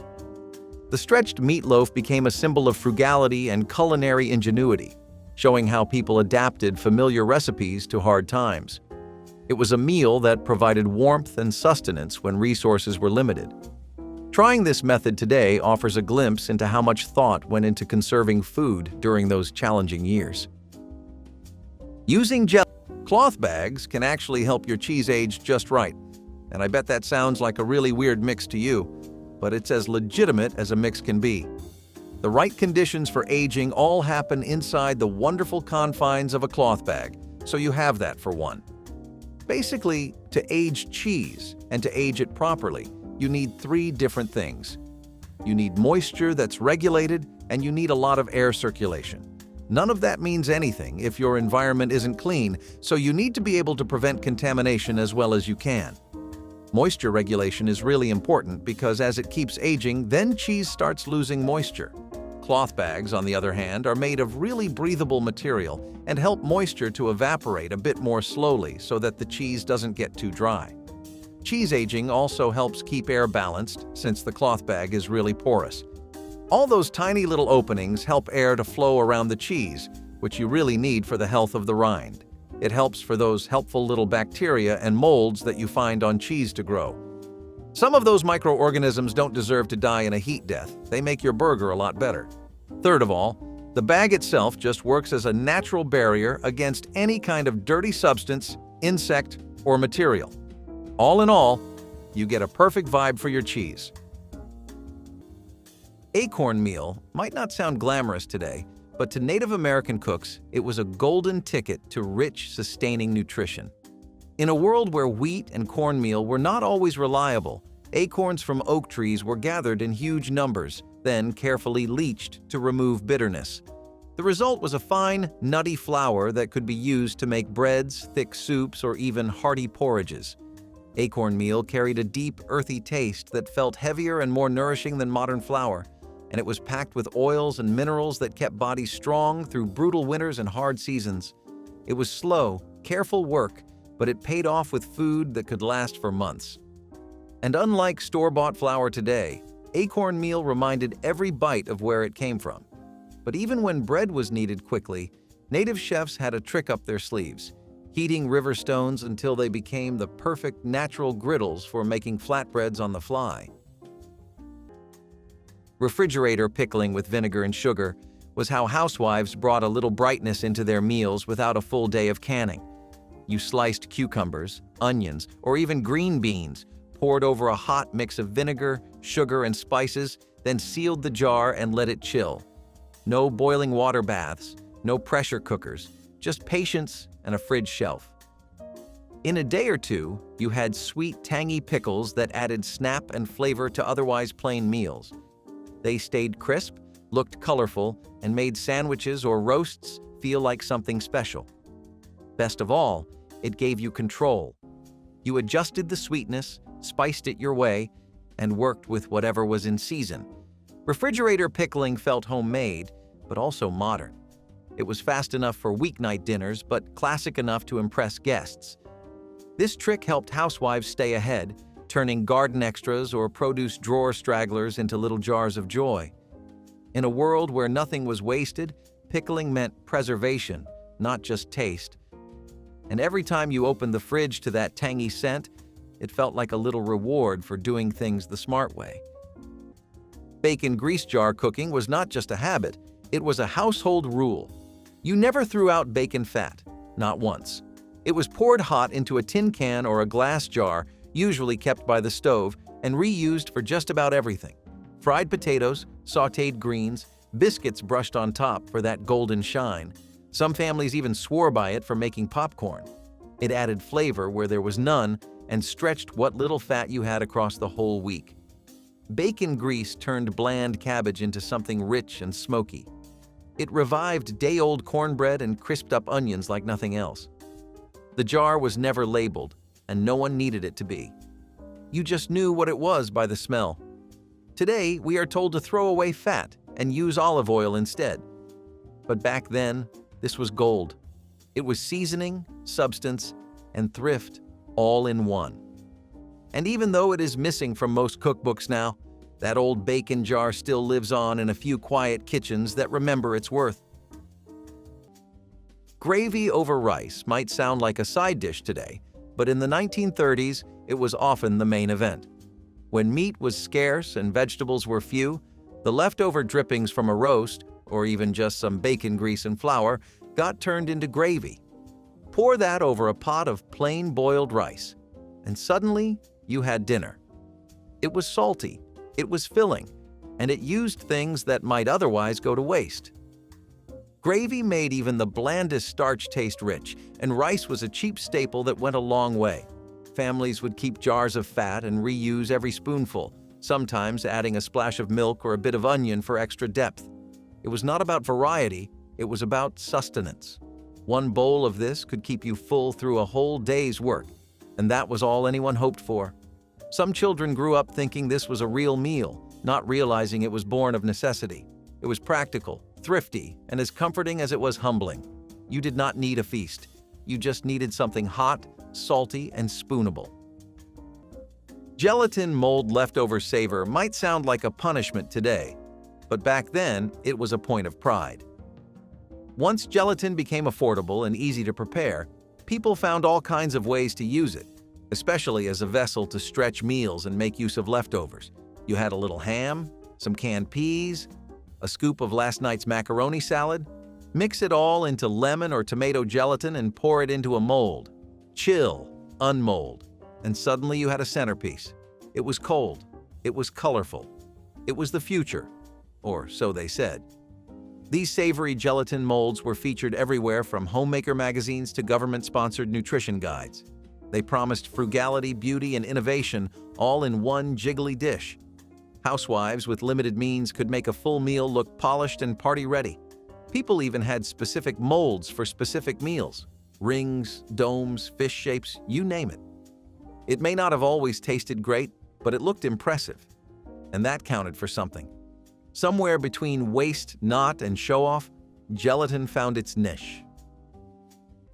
Soaking wilted lettuce in cold vinegar water was a trick passed down like a whispered kitchen secret. When lettuce started to droop or go soft, it did not get tossed. It got revived. Housewives would fill a bowl with cold water, add a splash of white vinegar, and let the greens soak for 10 to 20 minutes. It crisped them right back up. No waste, no disappointment. This simple trick saved countless salads from being sad or soggy. Before pre-washed greens in bags, lettuce came fresh from the store or garden, and it started wilting fast if not used quickly. But smart homemakers had ways around that.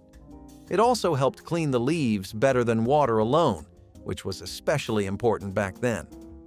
Lettuce was expensive enough without throwing it out before it hit the plate. The result?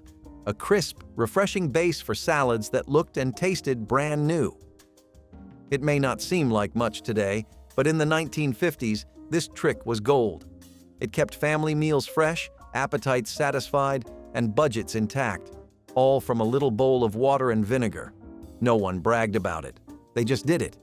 And it worked. With pressure. Cookers for efficiency became a valuable trick during World War II when fuel and time were limited.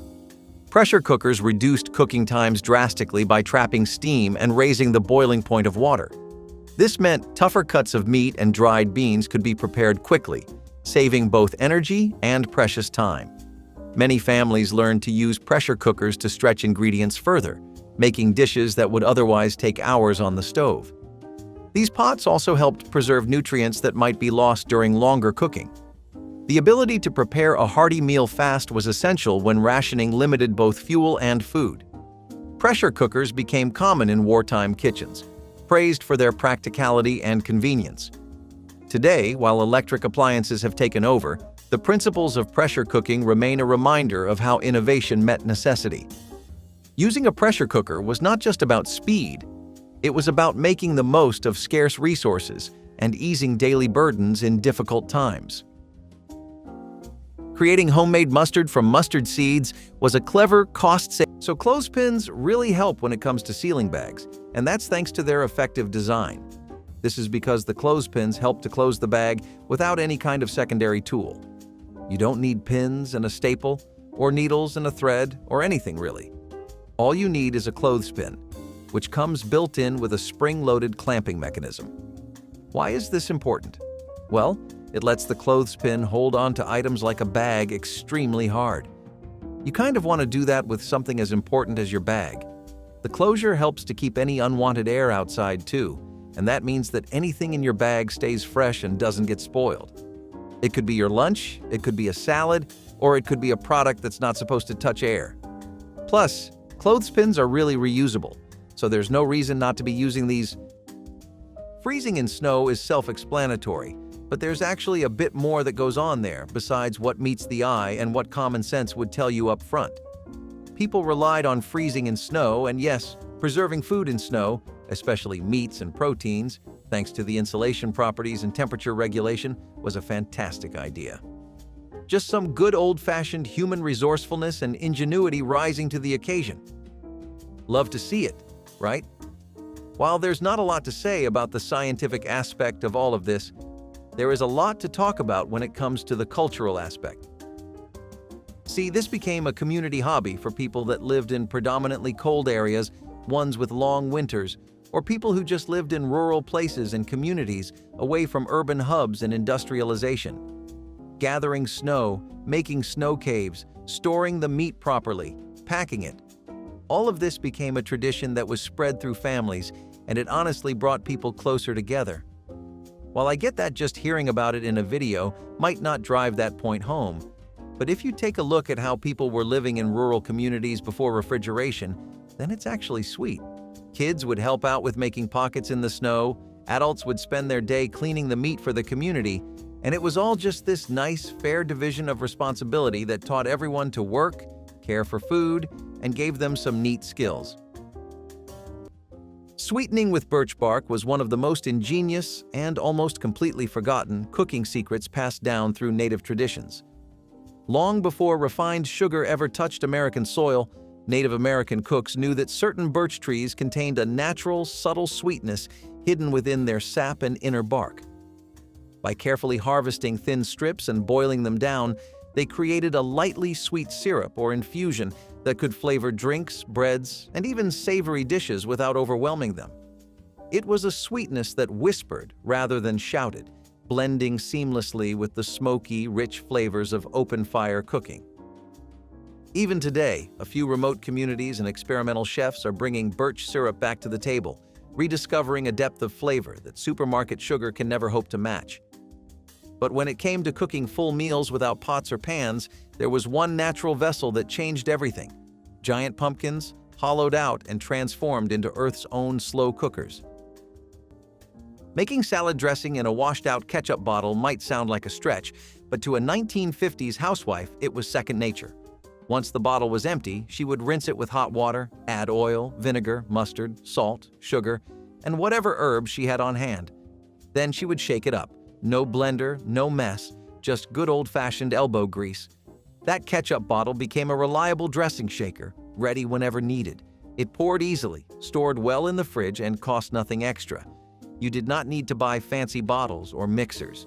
You already had what you needed. It was clever, resourceful, and oddly satisfying. This trick came from the same spirit that saved string in a jar or foil in a drawer. Waste nothing. Use everything. Even if the bottle was glass, it still did its job. Housewives loved having control over their ingredients, especially with young kids at the table. No artificial flavors, just what they made themselves. Today we chase clean eating and low-waste trends. But back then, those ideas just meant doing things the smart way. And sometimes that meant turning trash into treasure with nothing more than a good shake. Gravy powder from pan scrapings was the kind of invention that came from hunger and a good sense of timing. After roasting or frying, the browned bits at the bottom of the pan were never wasted. They were scraped, dried slowly in the oven or near the stove, and then ground into a coarse powder that could last for weeks. A spoonful stirred into hot water gave you instant gravy. No bouillon cubes, no jars, no packets. It tasted real because it was. That powder held the memory of every meal it came from: roast chicken, seared chops, bacon ends. Some cooks even mixed it with flour and lard to make little gravy starter balls, ready to go at a moment's notice. The flavor was deep, smoky, and hard to pin down because it came from life, not a label.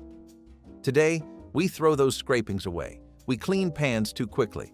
But back then, this was the best part. It turned yesterday's effort into tomorrow's comfort. Breadcrumb stuffing without meat was not just a holiday thing in the 1930s, it was a year-round filler.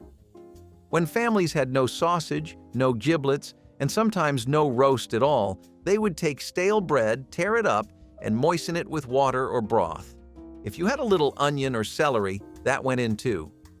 The whole mess got baked until crisp on top and soft inside, and it tasted like something far fancier than it was. This was depression cooking at its cleverest. The trick was to use whatever you had to stretch the meal. Sometimes the bread was barely held together with a bit of egg or flour paste. Sometimes it was just bread, salt, and hope. But it filled bellies, and that was what mattered most. People called it stuffing, even if there was nothing to stuff. It would sit in the center of the table like a roast if need be. Some families even sliced it cold the next day and fried it up like savory cake. It was warm, it was simple, and it helped people feel like they still had something special to share. That was the magic of it. Plain food pretending to be more. Mayonnaise as a cake moistener sounds like a cruel joke until you taste it. In the lean years, especially during the Great Depression and into the war era, people had to get creative when they were short on eggs, milk, or butter. Mayonnaise was made with all three, and it had a smooth, fatty texture that blended beautifully into batter. So when folks wanted to bake a cake but the fridge was bare, they reached for the mayo jar. Chocolate mayonnaise cake became a sleeper hit, especially in mid-century kitchens. It was rich, dark, and impossibly moist. with a texture that stayed soft even days after baking. Cookbooks started including mayo cakes as their own category, with variations that included nuts, cinnamon, or even applesauce. Brands caught on too. Some even printed the recipe on the side of their jars. You could always tell someone grew up during hard times if they looked at a cake and guessed the secret ingredient right away. To this day, some home bakers still swear it is the only way to make a chocolate cake that never dries out. Strange as it sounds, mayonnaise made cakes better, and no one questioned it. Turning stale bread into homemade croutons was one of the simplest yet smartest tricks in a 1950s kitchen. Bread never lasted forever, especially before preservatives became the norm. But a housewife would never let a loaf go to waste. Instead, she would cut it into cubes, drizzle with a bit of oil or bacon grease, toss in whatever seasoning she had on hand, and bake until crisp. These croutons were then stored in jars and added to soups, casseroles, or salads for days to come. They brought crunch, comfort, and a sense of creativity to any meal. You did not need to buy anything new, just make the old new again. Kids loved them, husbands noticed them, and guests thought they were fancy. All from a slice that might have otherwise gone to the birds. It was a perfect example of homemaking in the 1950s, clever, quiet, and deeply practical. Housewives learned to turn a potential waste into a winning side dish, and the smell of toasting bread with a hint of garlic or butter, that alone could bring the whole family to the kitchen. Today, we buy croutons in boxes. Back then, we made them from scraps, with pride. Using cabbage leaves as wraps for stuffed vegetables was a natural and economical way to hold ingredients together during times of scarcity. Large cabbage leaves served as edible containers for mixtures of grains, vegetables, and sometimes small amounts of meat. Wrapping dishes this way conserved cooking vessels and made serving easier. The leaves added a mild, fresh flavor and extra fiber to meals. Cabbage was widely available, inexpensive, and hearty, making it a perfect vegetable to support this technique. Stuffed cabbage leaves were filling and visually appealing, offering a sense of comfort despite limited ingredients. This method also reflected the wartime emphasis on stretching every resource without waste.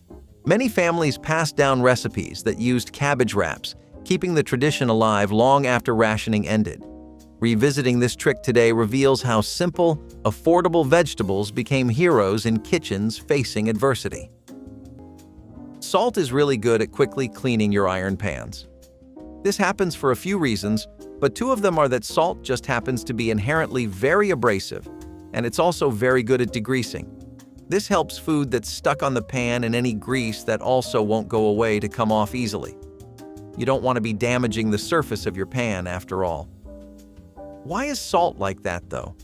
Salt happens to be really coarse, and that makes it really good for situations where you would need an abrasive. Sprinkle just a little bit on a hot pan with a bit of leftover oil and start scrubbing with a cloth.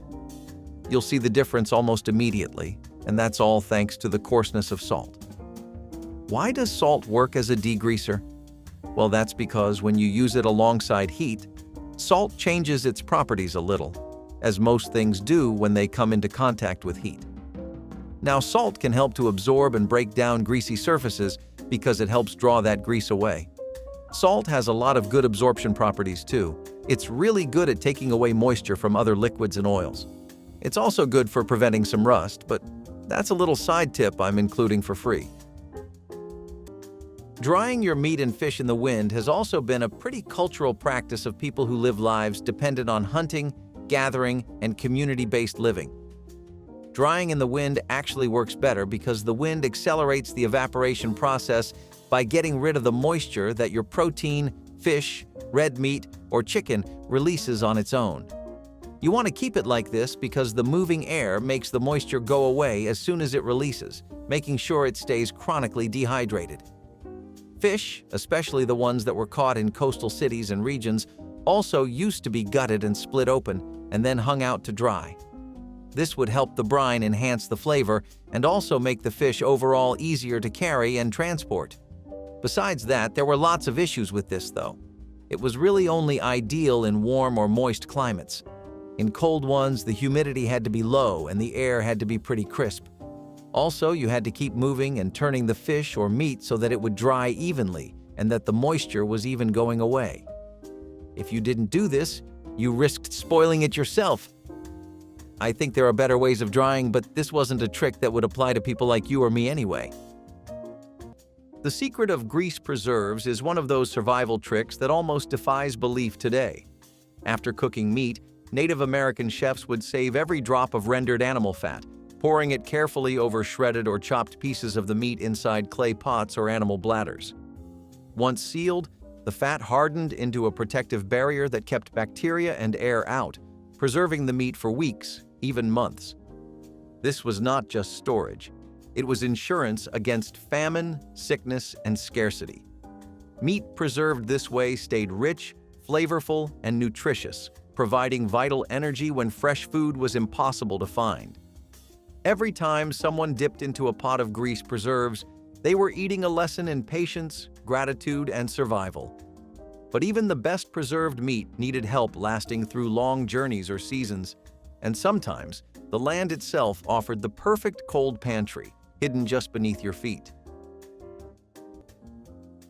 Saving butter wrappers for greasing pans was one of the quietest and cleverest habits in a 1950s kitchen. After using a stick of butter, a housewife would fold the wrapper neatly and store it in the fridge or freezer. When it came time to bake, she would pull it out and use the residue to coat cake tins, cookie sheets, or muffin trays. It gave just enough grease to keep things from sticking, no mess, no waste, and no need for extra butter. You were not wasting a thing. That small swipe of leftover fat did more than you would expect. It smelled like something was about to be baked, even before the oven warmed up. Housewives passed this trick down without thinking, and their daughters folded the wrappers just the same. It was a small act of thrift, but it came from a bigger mindset. Waste nothing, use everything. Even paper soaked in butter had a second life. In homes where every bit counted, even the wrapper had a job to do, and it did it well. Homemade rennet for cheesemaking was not for the faint of heart, but it got the job done. Before tablets and store-bought cultures, people used what they had, often vinegar, lemon juice, or for the brave ones, a bit of calf stomach lining. The process was part science, part tradition. You warmed milk gently, stirred in the curdling agent, and waited for the magic to happen. Once it separated into curds and whey, you strained it through cloth and pressed it into soft rounds or blocks. Some added salt or herbs, others kept it plain. The taste was fresh, a little tangy, and deeply rewarding. It was not just about saving money, it was about knowing how to make food from the ground up. Today's cookbooks mostly skip this, expecting readers to start with pre-made cheese or kits. But the old method taught patience and respect for the process. Cheese was no longer something you bought, it was something you made. Crumbled biscuit breakfast bowls were a warm and simple way to start a cold morning when you had almost nothing left. The trick was to take yesterday's biscuits, already hard or going stale, break them into pieces and pour over hot milk. Add a pinch of sugar, maybe a bit of cinnamon or molasses, and let the mixture soak until the biscuits softened. What you got was something between a porridge and a bread pudding. It was not fancy, but it was filling, warm, and easy on the stomach. In the 1930s, breakfast was often made from leftovers, and this one was a favorite among both children and adults. The milk made it feel rich. The sugar gave it a sweet lift. And the biscuit? That was just doing its job one more time before being truly done. It was a gentle way to begin the day, especially when the day ahead promised to be anything but gentle. This bowl of sweet, soggy comfort was more than a meal. It was a quiet promise that even the smallest things could be made useful again. Peanut butter and meatloaf might sound like a dare, but in the mid-century kitchen, it was just another thrifty trick. Ground beef was expensive, especially when you were trying to feed more mouths than you had meat. So home cooks started mixing in all sorts of things to bulk it up: breadcrumbs, oats, mashed beans, and yes, peanut butter. A few spoonfuls of peanut butter made the mixture stickier and easier to mold, added a little fat for moisture, and brought a nutty depth that some people genuinely came to love. The flavor was subtle, not overpowering, and often paired with ketchup or tomato sauce on top to balance it out. You would find this idea popping up in wartime rationing cookbooks and community recipe swaps, usually in the margins with little notes like "kids did not notice" or "husband approved." It was especially popular in places where peanuts were cheap and beef was not. These meatloaves were humble, hearty, and surprisingly flavorful, and when baked right, they held together beautifully. The next time you are low on ingredients and high on curiosity, try it. You might understand why people kept doing it even after the war ended. Wax paper pie crust rolling was a small, neat miracle in every baker's routine. The trick was simple. Place dough between 2 sheets of wax paper, then roll it flat without ever touching the counter.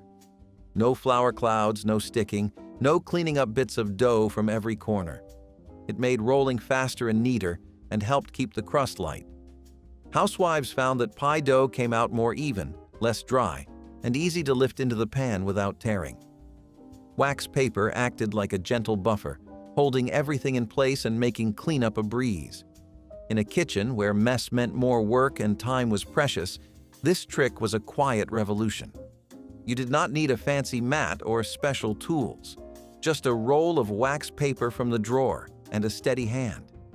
Even the rolling pin stayed clean, and once the pie was in the oven, you tossed the paper with no fuss.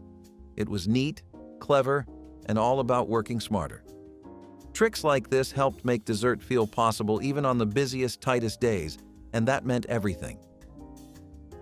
Using canned sauerkraut juice as a soup base was an inventive way to bring acidity and flavor to simple broths during times of rationing. Sauerkraut juice, rich in probiotics and tangy flavor, added a unique zest to otherwise bland soups made from limited ingredients. This liquid helped break up heavy or dull flavors, making soups more palatable and interesting. It also contributed nutritional benefits, including vitamins and digestive aids, valuable when fresh produce was scarce. Canned sauerkraut juice was easy to keep on hand and added complexity without requiring extra effort or costly ingredients. Wartime cooks embraced this as a way to brighten up soups that often relied on water, potatoes, and root vegetables. This trick reflected a broader theme of making the most of every resource and finding new uses for preserved foods. Today, sauerkraut juice is less common in cooking, but its wartime use shows how necessity breeds culinary creativity. Rennet preservation, on the other hand, is a whole different animal. Rennet is an enzyme that's traditionally made from ruminant animals like cows, goats, and sheep. It helps to make cheese because it coagulates milk and causes the proteins in it to curdle and separate. This transformation is pretty much the sole reason why fresh milk even becomes cheese, and I'm going to explain to you how all this works. So, when you mix rennet with milk, it has the enzyme rennin in it. This specifically hits the primary protein in milk, which is casein. Imagine if somebody basically made really specific cuts in your limbs, causing the rest of your body to clump together. Maybe not the most descriptive example, but that's pretty much what happens. What you get left with is whey, and that's drained off. The leftover curds are then processed into different types of cheese. See, people didn't do this because they really love cheese, though. They did it because it was the ideal way to use your milk. Milk would spoil incredibly fast, and for people who were either living a very day-to-day life, taking it as it comes, that just wasn't fitting in with their routines or priorities. Ash baking was one of the most brilliant and humbling ways Native American cooks created bread without any tools, fancy ovens, or even a proper surface. When you needed to eat, you did not wait for the perfect setup. You dug into the earth itself.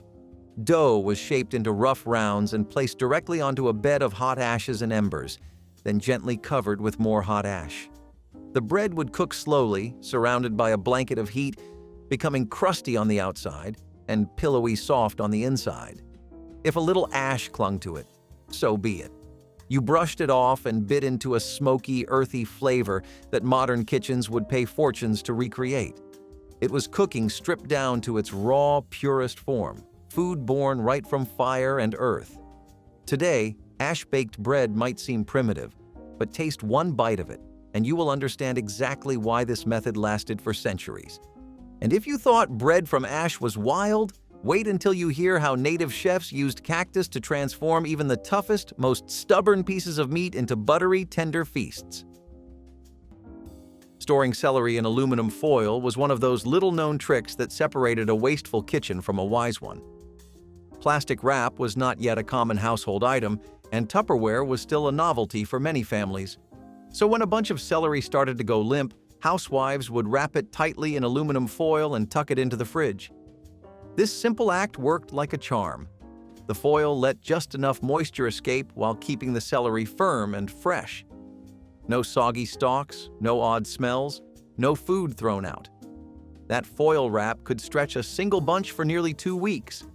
Kids still got their crunchy snack, and dinner still had that satisfying snap in a soup or casserole. It sounds small, but it meant less waste and more money saved over time. Housewives passed this trick down like family folklore. You saw your mother do it, so you did it too. It was quiet, unfussy, and brilliant. In a time when food was money and money was tight, even celery got the 5-star treatment. You may not see it on a box today, but aluminum foil was a kitchen MVP before it even had the title. Dough fluffing with vinegar and baking soda was one of those chemistry tricks that made you feel like a magician in the kitchen. No eggs? No problem. A splash of vinegar in your batter, mixed with baking soda, gave just enough lift to make pancakes, muffins, or quick breads rise like they had all the right ingredients. It fizzed as soon as you stirred it in, and you had to work fast.